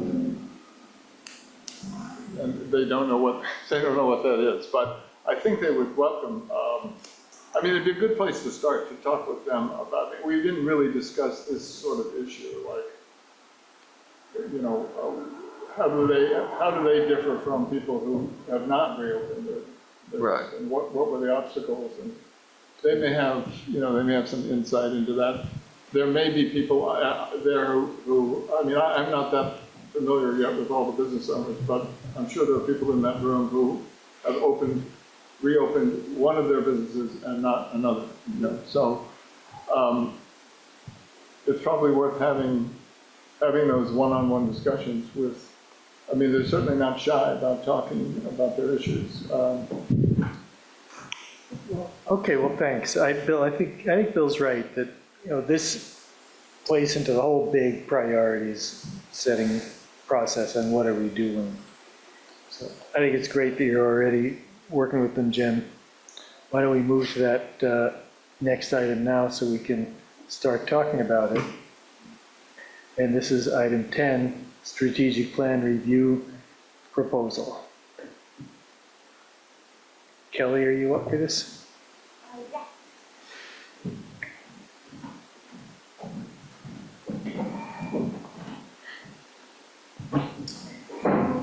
Hi, everyone. Kelly Murphy, Assistant City Manager. So in your packet, you have an overview of the way staff is proposing that we recast the strategic plan or annual plan, really being a little bit more reflective of the work that we're going to be doing this year. And so just going to kind of, provide a few talking points, and then just what we're really looking for is for guidance on whether or not this seems like a good process for you. So essentially, just in a nutshell, based on what we've got in the memo, we just wanted to highlight the primary role of setting policy. So that this work is really aiming to do just that. And so other areas that we focus on throughout the year are adopting the budget and working to find priorities, approving the city plan for longer term vision, and adopting ordinances, and then this annual work plan or strategic plan. I mean, even we may step away from the term strategic plan, just in view of the city plan that we're working on and looking at that draft. And so what we're proposing is that we would work through May and June, cleaning up pending agenda items. So we wouldn't be introducing any new policy initiatives at this time. We'd just be kind of clearing the decks so that we can kind of get to work on some of the items that are identified in the city plan. I think we're really trying to capitalize on the city plan, coming through, and also kind of aligning with the work in that plan, so we can kind of, hone in and laser focus on a few of those items. And so, as this outline suggests, we would review and adopt that city plan, and then embark in a process in July to establish the highest priority areas. Some that were referenced in the memo that will be likely, I think, high priorities for you would be hiring a new city manager, advancing the Country Club Road project, or adopting a comprehensive capital improvement plan. And so, just getting into more of the specifics with dates, we would be proposing a 2-part workshop series. So we would start on July 9th and then have the second one on the 23rd. I won't get into the specific details of what we'd be looking to do in those sessions, but really we'd be looking to get your thoughts and to establish what your priorities are, if there are a couple, 2 to 3 maybe, goals within the strategic plan that we would want to focus on in our annual work plan. And then just looking on, so then once we do that process, we likely would then come back with a plan for approval that we could then work on. And so then once we had that, after these 2 workshops, they would sort of be part of our weekly reporting, progress reports, budget proposals, and would likely be organized around the city plan categories. So we would be using those categories to rank priority. So I'll leave it there to see if there are questions. Really, we're just looking to kind of get your guidance on if this seems like a good process for you. I will also note, and I don't want to get too far ahead, but the next item is also an opportunity to do a little bit of brainstorming around this work. Yeah, they seem like they almost could have been one agenda item. So in a way. that's a great point. I mean, we went back and forth on whether or not to have it be just one item, and I think, between now and July, we really wanted to have the opportunity to kind of get your thoughts, so that then we could work those items into our future planning. And so we wanted to kind of thread that needle a little bit, kind of take up, what, and I didn't say this at the beginning of just the introduction here, but this is really based on what came out of our council retreat and sort of the recommendation from council to align with the city plan. But then also, as we've been kind of working through agenda items and absent having a functional plan, we wanted to make sure that we are also identifying strategic areas so that we can focus on the work that council would like to focus on. Just to weigh in on that, because we, as Kelly mentioned, and you mentioned, Jim, we did kind of look at this, and I think ultimately we just separated them because one was really about the process for doing the strategic plan, the other was about the content. So just kind of like, are you okay with this process? And then now let's talk about at least what the top ones are for now. And then we're going to come back to it. Good, you're right. Could have gone. Thank you for this. I love process. So one of the recommendations, I think, we've talked about this during our, I'm gonna say it wrong again, not our offsite. Thank you. I'm never going to get it right, ever. Our retreat. The words are going to be really important. And so I think just now you said functional plan, city plan, strategic plan, annual plan. And so I think we need to be very, very clear about what we want to call this, because I think it's going to bring chaos into this process if we don't have 100% clarity of what we're talking about and what the purpose of that plan is, whatever we want to call it. And I know that, I think Kelly, you said it, maybe you said this, we're also going to be talking about all the other plans that we have, like the inventory of all the plans. So I think we want, as a council, to be very, very specific about what we want to call this and name it. And so that we're all very clear, so the staff is very clear about what we're talking about. And so we're not, because I just got confused about all the different plans, and I don't want that. I don't want to be confused. So I think that could be, a discussion that we have, and maybe a group agreement about what we call this, because, I don't want there to be any. Yeah, I can respond to that. I was the one that did most of the writing of that, and the feedback I got was that people weren't totally bought into calling it a strategic plan. So that's been our term of art now for the last few years. So I said strategic plan or annual plan or goals, whatever you choose to call it. So I tried to throw all those ideas out there. I think that I think once you call it something, it's important that you all own it and that you all own what's in it. That's really it, because that's going to guide the priority of work. It's going to guide what shows up on your agendas for the rest of the year. It's going to guide probably the budget next year. So, the name, whatever everyone's comfortable with, if they can feel, it's the content really. Karen. Yeah, I agree.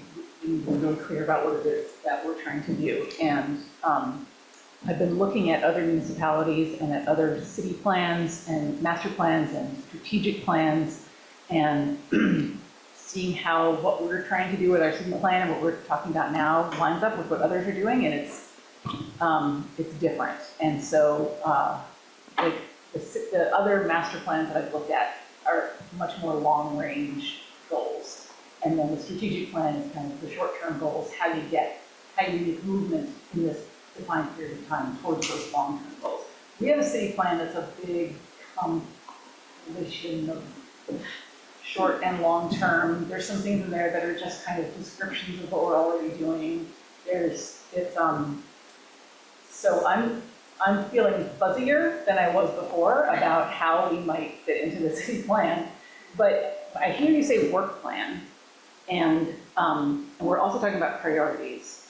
And so I think if we look at the long-range goals in the city plan and use that same structure and those same goals that are there, the 12 topic areas, and then think about what are we going to be making sure moves in the next year, 2 years, whatever we define as our time.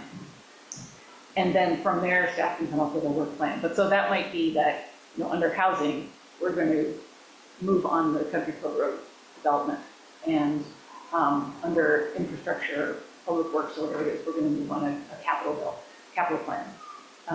And then if we say that those are our priorities, and we keep it simple, just a few things in each category, then when it comes time to make our budget, what it tells us is we're going to fund the capital plan. We've already basically sort of decided that because we put it as one of our top priorities in this strategic plan. And so it might, if we have to cut something, we're going to cut something somewhere else, because that's what I think we need to be clear about when we're doing priorities. And so if there's a way for us to take the city plan and not reinvent it, not come up with all new goals or anything like that, but just to come up with a simplified version. Maybe there are a few large goals we could come up with that the other 12 fall under. I don't know if that's easier to work with, but something simple and straightforward. Because what we do is so simple and straightforward. Jim? And Bill can correct me on this, but in the past, this used to be one of our earliest meetings, I thought, right, Bill? I mean, not the first meeting, but literally the second meeting was, let's talk about our priorities right up front. And I've already talked to Kelly on my feedback. I'm not interested in having a retreat next year. I think we can do it on our own.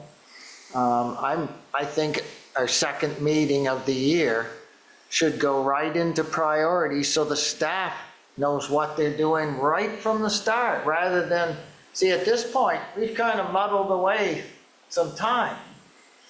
And I'm going to be honest with you, I did not really see much out. I didn't really see the point of the retreat, to be honest, because I didn't see us set us off on anything. I think a priority session, like we used to have in the old days, set us off and running right in the second meeting. The staff knew what it was. They went to work on it. And there wasn't, like, to me, we've wasted a couple of months or so because we're kind of spinning our wheels. And that's just my suggestion. We did it that way, and everybody was into it. Like, they came with their top priorities. We kicked them around and we agreed on them as a council. I think we always came up with at least 3 main ones. And it didn't mean we weren't going to deviate during the year, because things come up that you don't anticipate. And that almost happens every year. But you try not to let it throw you too much from your original priorities, because you already got the staff moving that way. The ball is already rolling right from the second meeting. And so I've said that's my priority next year, is never mind the retreat. Let's just go right into, we can do this ourselves. We don't need somebody saying like, well, what's your word for today, or whatever it was like that, which I think we just go right into the kickoff. We put it down and we get staff leaves knowing what they're going to do. We leave knowing what we're going to do, and we just roll. But that's just my suggestion.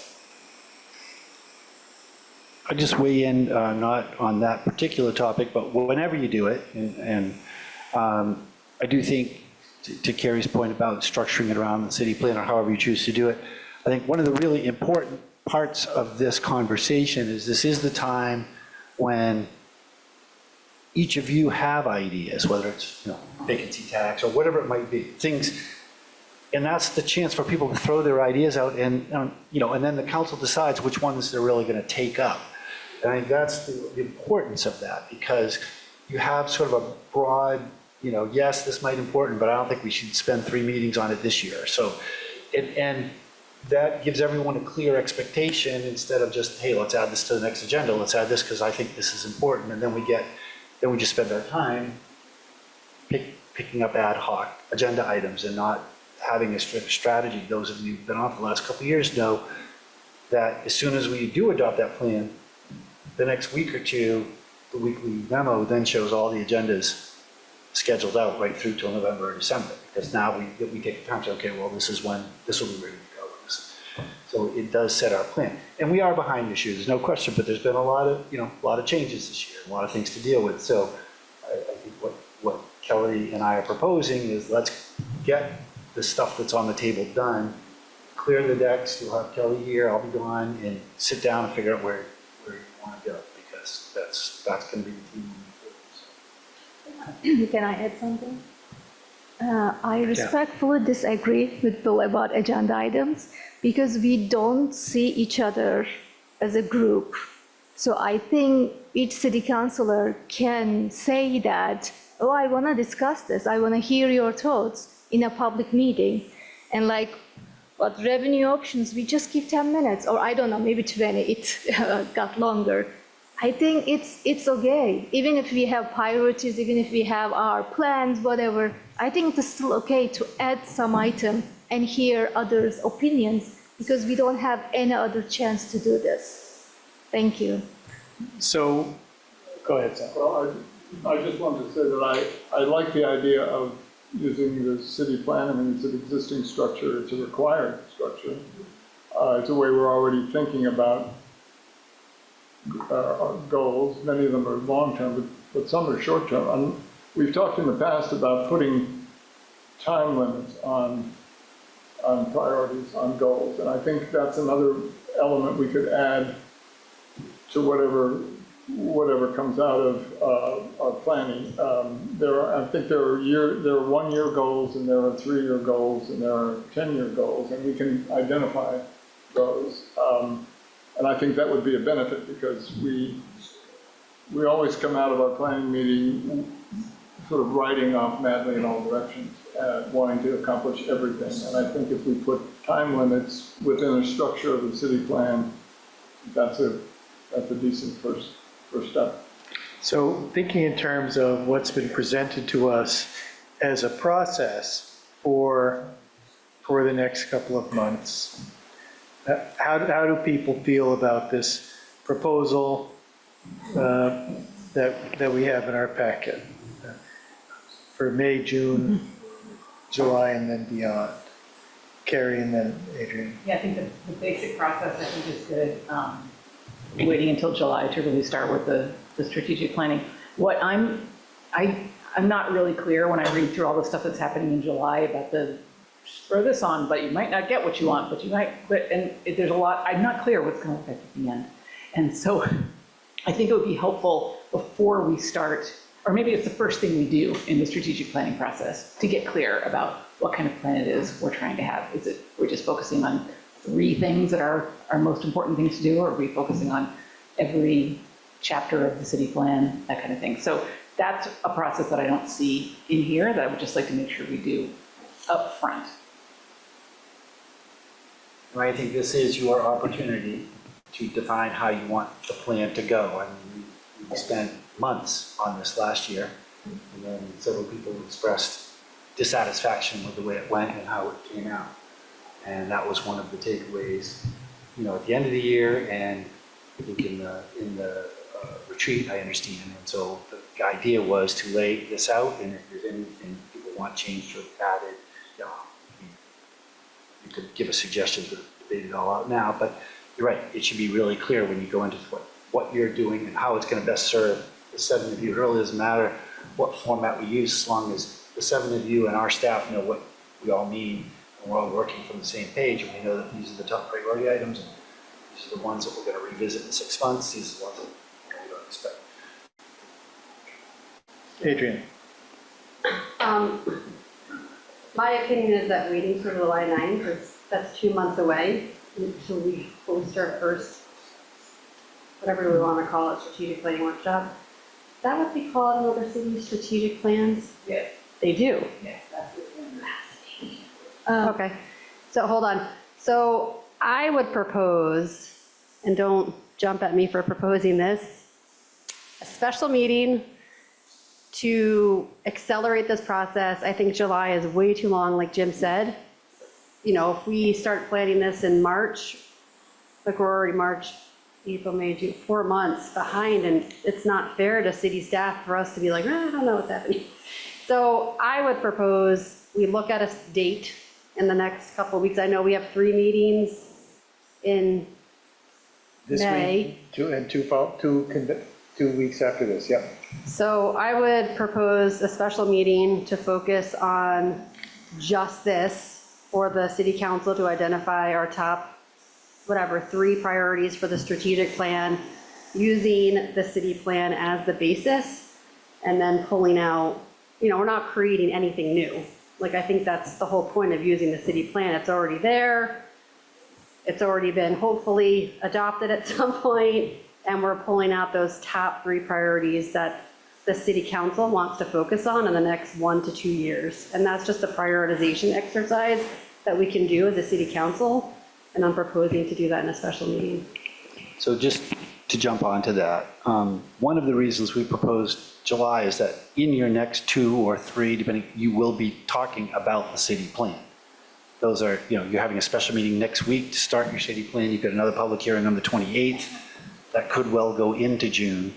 So at least part of our thinking is if we're going to structure this around the city plan, we ought to wait and see what you adopt, but that's also the opportunity to then talk about your priorities while you're discussing the city plan. So I'm not trying to dissuade you from a special meeting if you want one, but we are going to be talking about priorities and goals and planning the next 2 or 3 meetings. So as I read this, and I, even without this, I don't see any other way to do it if we're going to try and map this to the city plan. It seems to me we need to review the entire city plan in some detail and prioritize everything in it. So some things are going to be ridiculously low priority long-term, and some things are going to be, let's do this next week. We'll get it started next week. Otherwise, the city plan sits there on the shelf and doesn't do anything, and somebody's got to be the first one to go through and say what's important and what's not.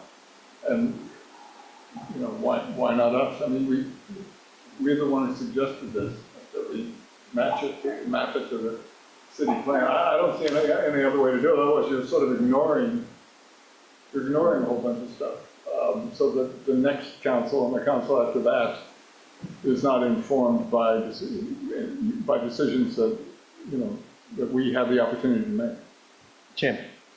I'm going to read just one line here that Bill and Kelly, or both of them, put in, and I think it hits on what you say and what you say, Sal. Priority items will identify the lead entity, council, committee, department, and an expected time frame for completion or updates. To me, that is key. In the past, not to knock the plan, but we kind of let it sit on the shelf a lot of times when we talked about our priorities, because we felt we knew the priorities as city councilors. I mean, we are expected to be leaders and to kind of know, to lead. And I didn't need some plan to tell me what the city needed. I threw out what I felt it needed, and we all did. And we stewed it down to some things that, but I mean, like, I do agree, time is always of the essence to do this, because time wasted is staff spinning their wheels, like I said. And that's why I think we do this right out of the gate next year. I know it's a little late last year, I'm just harping on next year. But it's all about, it gets everybody on the same page immediately. We all know where we're going. We're not sitting on the bus, somebody going, we turning left or right here? No, we know where we're turning. So, I mean, it's all about making it happen quicker, not wasting time. Now, I want to point out, well, for one thing, I want to call on Peter Kelman in a minute, because he's had his hand up for a very long time. But part of what I'm thinking about this is that the city plan, which used to be called the master plan, isn't really the same kind of thing as our plan for what we're going to do for work for the next year or 2 years. It's part of it, but the city plan is has a different function. And so I don't want to get too tied up in thinking, well, this is what's going to direct our work for the next year, because that's more of a broader vision for the city than what our work is going to do. But then what our work plan is for a year, leading up to the budget and leading up to projects and ordinances and programs, it's not quite the same thing. But Peter, I do want to call on you, because you've had your hand up for a long time.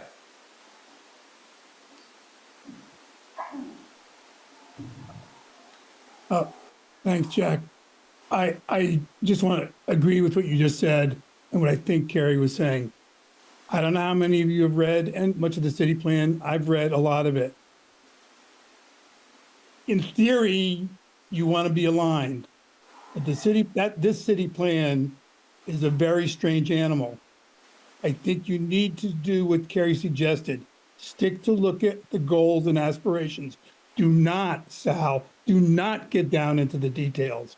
The details in the city plan are very variable, to Some chapters are strong, some chapters you're going to go, why did they even bother? So don't tie yourselves to aligning with the city plan. Pick and choose, but stay at the high level and you figure out what you want to do this year of the specifics. You start looking at the specifics in the city plan, you will go crazy. Thank you. Thanks, Sal. Thanks, Peter. For some of us, it's not a long drive, too, so. Carrie? Yeah, so Adrian has me convinced that we should not wait until July. I think we can start before that. And, but I think I want to be really clear. Maybe if we could say that at our first meeting, we're going to decide what the structure and format of this plan will be. So will it be, we identify our top 3 things we want to do, like hire a city manager, et cetera, or will it be more like a traditional strategic plan where we've got goals and strategies? And I would say, if we look at the city plan, there's a million things in here, but just as an example of what we were talking about earlier tonight, we were talking about economic development, right? So there's a whole section on economic development. So we could say, maybe we decide that that's going to be a priority, and there's a goal we could choose one of these goals that's already here, like continue to improve our business and economic climate to encourage and support businesses, nice and broad. And one of the strategies that's down here is develop and implement a new economic development strategic plan, which kind of sounds like where that earlier discussion was going, is that we really need to think comprehensively about economic development. So just as an example, our plan could just have that, and that's just what's on the economic development section. And then we do a similar kind of thing for every other section. I think that was what we were thinking about. And I think the other key piece, I tend to agree with Peter that we don't necessarily need to go through all, every bit. But when you're reviewing the city plan, what you want to do is make sure, and I'm going to oversimplify this, but you want to make sure that the policy articulated in the city plan is something you agree with, and that the efforts that we're making are consistent with that. So say we had a city plan goal that said, we want to expand housing all over the place. And then we spend the year saying, let's work on restrictions to housing. That's a top priority for us. I think, and I know that's an obvious one, but you want to make sure that, okay, here's our big goal. What are we doing this year that is consistent with that goal? And then that's when the strategic plan might come in. Okay, so what are our goals? What are the strategies we're using this year? And then we can develop work plans from that. That doesn't mean at the end of the day that you can't then go through all of that and say, and then say, out of all of this stuff that we've laid out in these categories, these are our top 3. These are the things that are most important, that when we're sitting here at Jim's first meeting next year, that we're going to want to have done, or had it to wherever we think it should be by then. We always like the councilors to come in on the first one and not be overwhelmed. All right. You always did it that way. Carrie? I'm guilty of making this happen, but I feel like this conversation that we're having right now is the one that I think we should have at our first meeting and decide what's it going to look like. So that's what I'd like to propose for our process, is that we have a special meeting in June where we decide what our outcome is going to be, what we're working towards, and then we work from there. It sounds like we're all kind of hitting in the same area. Are people nodding their heads at that? Yes. Okay, Kelly and Bill and I'll figure out plan some dates and stuff, and there we'll go. Thank you all. Now, does that take care of what all we needed to do for strategic plan review and priority? The reality is, at this point? Because I think it does. Honestly, the reality is you're talking about June 4 or June 18 if you do it on a Wednesday night. Yep. That's... Yep. So. Okay. Okay. Yeah, I'll take your right now.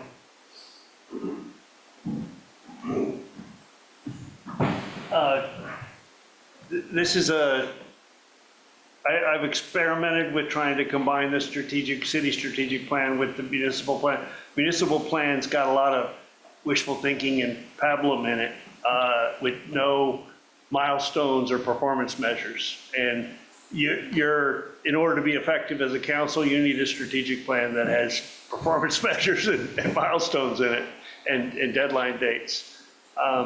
But one of them should be the simple, I mean, the last 80 pages are missing. There's not even a printed copy of this, packet here for perusal. So I'm ill prepared to catch up with what y'all are talking about tonight, because I haven't seen, the memos or those sections of the packet are missing from the only binder in the room.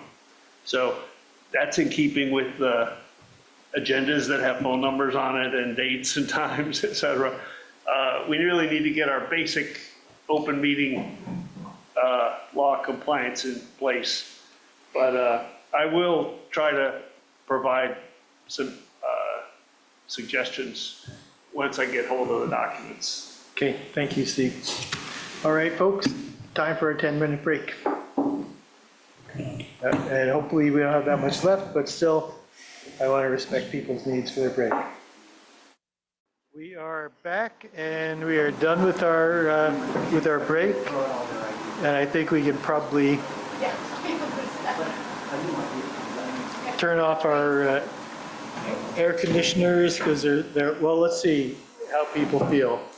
They seem pretty loud to me. Yeah, why don't you? Get it done. Get it done, that's right. Keep us uncomfortable and get out of here. Yeah. All right. We, taking a suggestion from Jim, one of the things that we generally do on the first or second meeting is to adopt our rules of procedure, rules for the conduct of meetings, and group norms. And if people are happy with with all of them the way they are now, then we can just pass them and be done with it. If people want to discuss them in any level of detail, we can do that also. I do think it's worth paying a bit of time thinking about it, specifically because at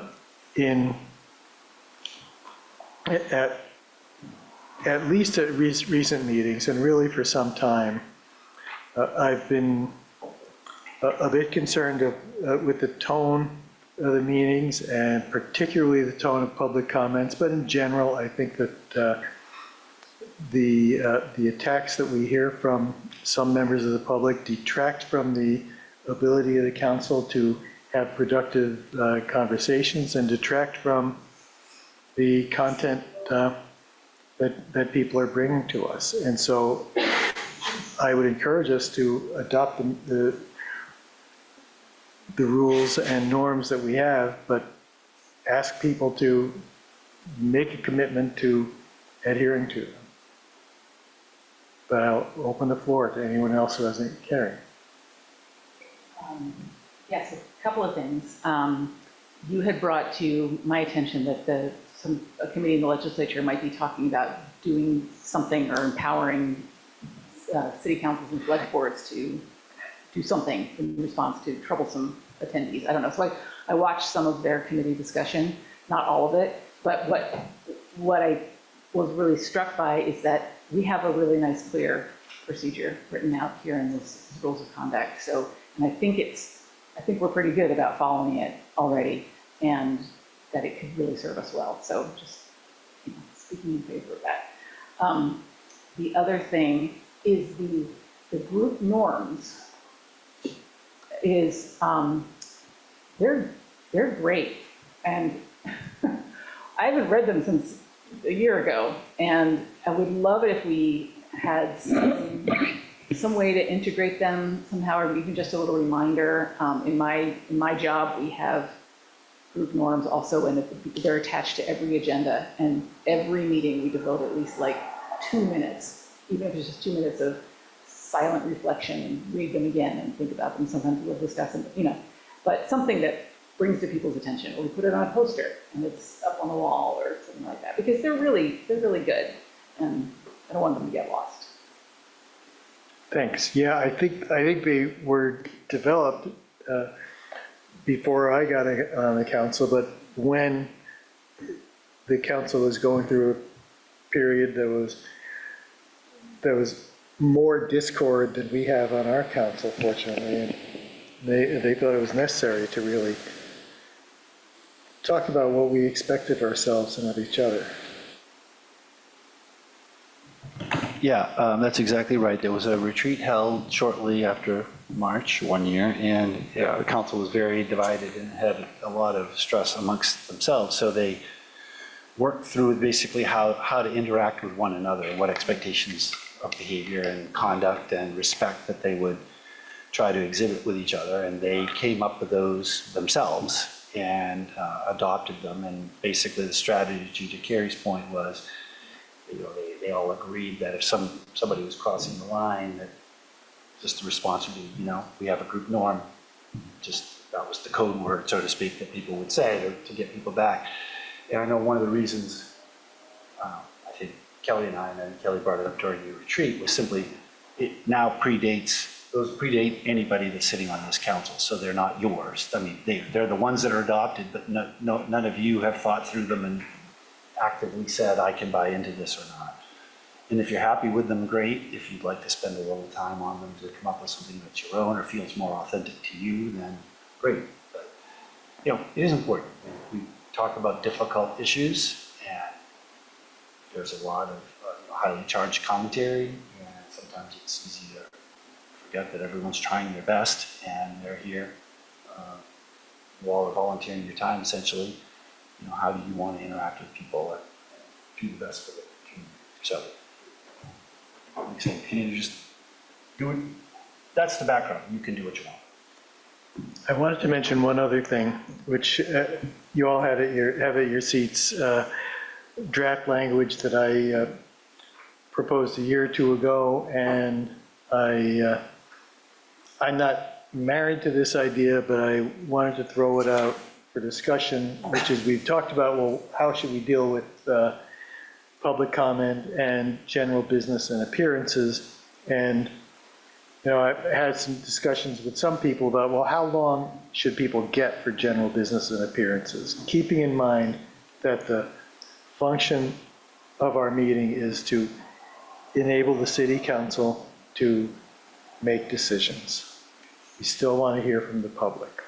And so the basic idea that I came up with was potentially not be as rigid at holding people to 3 minutes for general business and appearances, that setting no more than 30 minutes for general business and appearances, and letting people go up to 5 minutes, assuming we have enough time to fit everybody in within that 30 minutes. Now that, in most cases, probably means, or potentially means, devoting more time to general business and appearances than we do now. And we might not take up all that time, but it has the possibility of having people be a little less frustrated when they run out of time. So it also means surveying in advance, actually counting in advance, or asking how many people are planning to speak. Otherwise, you have no idea exactly whether you're going to meet the limit or not. Yep, that's the tricky part. So But yeah. it's a whole different process, yeah. Carrie. Yeah, I think it's fine to expand it to 5 minutes, and I like the idea of the 30-minute limit, but I'm wondering about including that level of specificity in here when the other rules give the chair or whoever's running the meeting a lot of latitude, so that it could be that we've got a really tight agenda and maybe there are 50 people waiting, but for whatever reason you decide we're going to have only 15 minutes of general business and appearances, or the other way around. So I'd hate to lock us into that 30 minutes. I want to have the flexibility. That may be present already in the rules somewhere, because I think that is sort of a blanket thing it says, but other than that, I think it's fine. Jim. I want to thank you, Jack, because if you remember, I asked quite a while back, I think we should expand it to 5, and I want to thank you for considering that. You're welcome. I just felt it was fair, and especially if we only had 3 or 4 people that wanted to speak, so thank you. So what do you want to do? Switch to 5, but dispense with the rest of that and just leave that time management to the discretion of the chair? Is that what you're thinking? That's what I would prefer, yeah. All right. Does somebody want to make a motion to amend? Go ahead. I don't know if we need to do this, but reading that same document, there's a section in there about seating capacity, and it speaks very specifically about city council chambers and that kind of thing, and it's not really applicable necessarily, because, yeah. So we could, I don't know if we need to make a motion to change that to have more inclusive language, or if that's just a technical thing that you think staff can just sort of take care of? I think it is. Kelly and I talked about that the other day. Great. I'll move this. All right, so the motion is to increase the time limit on general business to 5 minutes. Second. Any discussion? All those in favor signify by saying aye. Aye. Any opposed? All right. Anything else that we want to talk about with rules of procedure, conduct of meetings, and group norms? Carrie? Yeah, so the rules of procedure, there's something in here that we don't do and we might want to change. So number 7 on rules of procedure, it says any items discussed in the agenda under the heading of general appearances should be limited to not more than 10 minutes per subject unless extended by majority vote of the council, which sort of contradicts what we just changed in the other one. So that one may want to amend that. Delete it? Yeah, we just delete it. Can I ask a point of clarification on the one you just thought, it's the one you just passed? The 5 minutes, is that for just general business, or is that for all comment throughout the meeting? Because it's 3 minutes for agenda items. I think it was just for general business appearances. That's what we were talking about, I think. That's what I thought it was, yeah. So Carrie, you suggest just taking Rule 7 out of the rules of conduct? I think so. Yeah. All right. Do that by unanimous consent? Everybody agrees? Okay.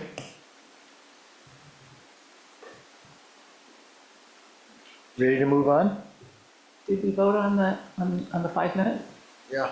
Yeah. We did. It was quick. We're just moving right along tonight. All right. Moving then to city council reports. I don't remember whose end is up next this week. Adrian, I'll go with you. Nothing. Okay. Karen. Just a couple of things. I'm glad that we had a member of the public bring up the sanctuary city status of Montpelier. And I would like us to kind of look at that and remind ourselves what that means. And also to think about the fact that it's very likely we're going to be targeted by the federal government for having that status. And so just to be thinking about what's our response, how do we react to that? I don't have any specific suggestions, but I want us to talk about it because I think it's really, really important that we have this status and that we don't need to revisit it. I don't think. I don't want to revisit it. I just want to go with it and maybe just be very clear about what it means and what protections we're providing to people in the city based on that. Another thing is that the search process for finding a firm to do the search process for the new city manager is underway. And I think there are updates in the city manager's report, but that we're in the midst of interviews with final candidates. And so I think that we should have a decision very soon. I'm not sure exactly when, but I'm hopeful that even by next week, we might have a recommendation to bring to the city council. And then just one other thing is that I was reading the ordinances for something, I can't even remember what. Oh, I think it was about parades. And it refers to the police chief as he, and there's a couple other situations like that. And I thought, I do remember us having some conversation about gender neutral language in the ordinances, and I know it's been something that's been sort of worked on, and I looked at some other ordinances and they clearly were written with that in mind. So I thought it'd be really great to go through all those and just identify those. So I have started doing that. It's not a big job to just read through all of them and identify where they're gender non-neutral language. So I just want to let people know that I'm working on that, and then I hopefully will be able to come with a proposal for several changes to just be made in one fell swoop. Great, thank you. So. I just wanted to reiterate how important it is, I think, that we're present at the MBA meetings. And they really appreciate having counselors there. And also to remind us that they are anxiously awaiting the process that we promised following the passage of the local sales tax. They really want to make sure that they participate fully in that process. Yeah, one of the next two meetings, I think it's the next one, we have a whole section on finances. Just an update on our current financial situation, the local options tax, I think talking about appointing a treasurer, update on the water, the bulk of the next meeting is devoted to finance, the Sarah night. So that would be, we'll have some recommendations about the use of the local options tax, and obviously can take public comment and great. Discuss it. And that's it for you, Sal? Yeah. Okay. Jim? I went to the library grand reopening for the Down Cellar, and I'm glad I did, because I was the only city representative there, and I think it's important that somebody shows up for these things, and Dan gave a nice speech. It looked very nice, but I also talked with and saw the new teen center, which I thank them very much for having that go in there. They did a nice job setting it up. I talked with the young man who has a lot to do. I can't remember his name. I'm so bad with names, but anyway, it was nice to see. It was a nice room they set up, and they're doing us a favor because we don't have anything for them now. The other thing, Carrie, you'll be interested in this. I went up to the park, our park in District 3, and they had a meeting with residents, and they wanted to talk about what would you like to see here. Almost got in the middle of a fight between two women over one thing, but I won't go into it. But I was going to take the tour, but it started raining really hard. I didn't have an umbrella, so I will go back. But it's about a 9-acre park, and so it's the only one in our district. So they have 2 or 3 more times where you can go up and they'll walk you around. So just to let you know, and I do plan to go back and walk around. Hopefully it won't be raining. 2 other things quickly. I want to thank Sarah, our finance person, who met with me personally with Amy of the Montpelier Senior Center to go over the budget so I could understand it clearer, and so she could understand it clear, because we have some people questioning it. And I'm going to make a full report to them tomorrow about the questions they gave me to be answered. And Sarah did a great job. It was, she took over an hour to sit down with us and go over item by item. And I really appreciated it, being back on that thing. So I was happy about that. And my last thing is, since I last talked to you, we've done 4 negotiations, and I continue to be impressed with our team.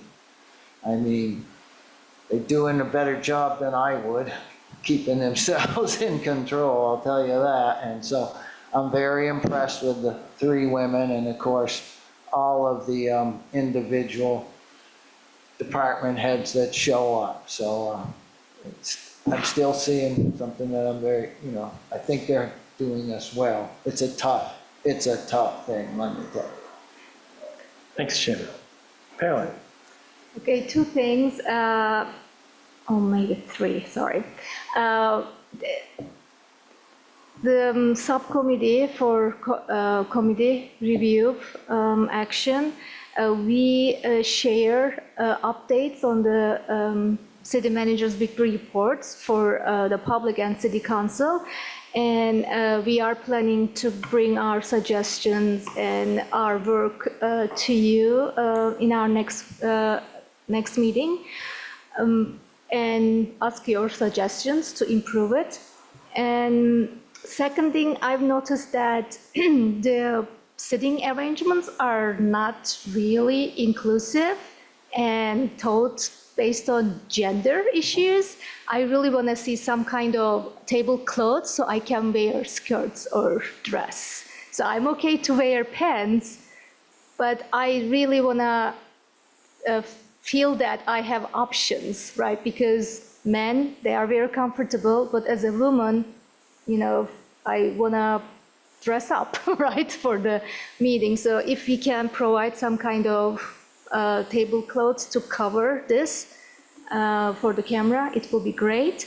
And also, I've been getting feedback about the voice, the microphone. Whatever I do, somehow in some of the meetings, people cannot hear me. So can we just like consider if it works with the system, having like buddy mics? So whatever we turn, it will be here, and then people can hear our voices. Maybe it is only me, but people are saying, oh, we couldn't hear you, like, and I don't know really, I don't know what to do more. So thank you. Great, thanks, Carolyn. Couple of things following up on what Carrie said about, and what Deborah Messing said about the sanctuary city policy. During our break, I talked to our police chief about getting a communication out to the public to make sure people understand not only the sanctuary city, but also our fair and impartial policing policy. That was the product of a lot of work by the police review committee when one of my first years on the council. And I think given what the government is doing, I think people are justifiably concerned about things like, well, is the federal government going to make our police department act as an enforcement arm of ICE? And so we will be getting out communication about that. And then one other thing, and you can throw something at me if you want to, Evelyn, but I just want to point out this Friday night, our communications director, Evelyn Prim, is receiving her degree of Master's of Public Administration from University of Vermont. And she has been doing all the great work that people see of communications and other part of running the city. The other part of her job is going home, going to classes, and writing papers and taking tests. And so big congratulations. And that's it for me. Yeah, Evelyn definitely deserves a congratulations for that. She is doing. Oh, sorry, go ahead. No, you go. Sorry, go. I just want to note the passing of Nathan Suter, who is very important to a lot of us. I don't know him as well as many folks. I knew him as a neighbor, and he was a terrific neighbor, but I know he's done quite a bit for the city and the community, and just want to say that we're going to miss him. Thank you. Yeah, that was on my list as well, but yeah, so Nathan's a great individual and certainly a great community member of our Commission on Resilience Recovery, and involved heavily with the schools and with kids and running, and you know, ironic that he passed while running. Sad. Yeah, and his wife is a teacher in our elementary school, and so it's really had an impact on them. So yeah, it's a thing for sure. Back to Evelyn, congrats on the MPA, and certainly she's been doing everything, basically fire calls and ambulance calls, and police, should be a dispatcher pretty soon. So if there's something for us to do, it seems like Evelyn's been doing it. So we really appreciate her a great deal. At our next meeting, One of the items that's going to be on the meeting is East State Street. You talked about it, I think, a meeting or so ago. And the Public Works Director just would like me to make sure you're aware that they really do need some sort of decision about what the layout is going to be so they can start the design. So they'll get the options and the different layouts and the costs and all that, but so you get them and have time to look at them in advance. They really do. But the longer we wait, the longer that could delay the project because we can't design. So that's all I have. What? Okay. I mean, so Jack asked me if I was going to see something about the woman that fell in the river, and I would simply say that we did have an unfortunate incident. I was away. So I don't know too much about it, Kelly. I know that she was pulled out. Excellent effort by our police and fire together, doing a rope, using a rope system. We don't have an active water rescue, although our fire chief had just recently got a grant to start getting water rescue equipment. Obviously, we don't have it yet, but that has been a priority for ours in our plans for a couple of years to get that capacity. So excellent job by those people. And last I knew, that person was still living. If something's happened since then, I haven't heard otherwise. Is she? Due to this? Is that source?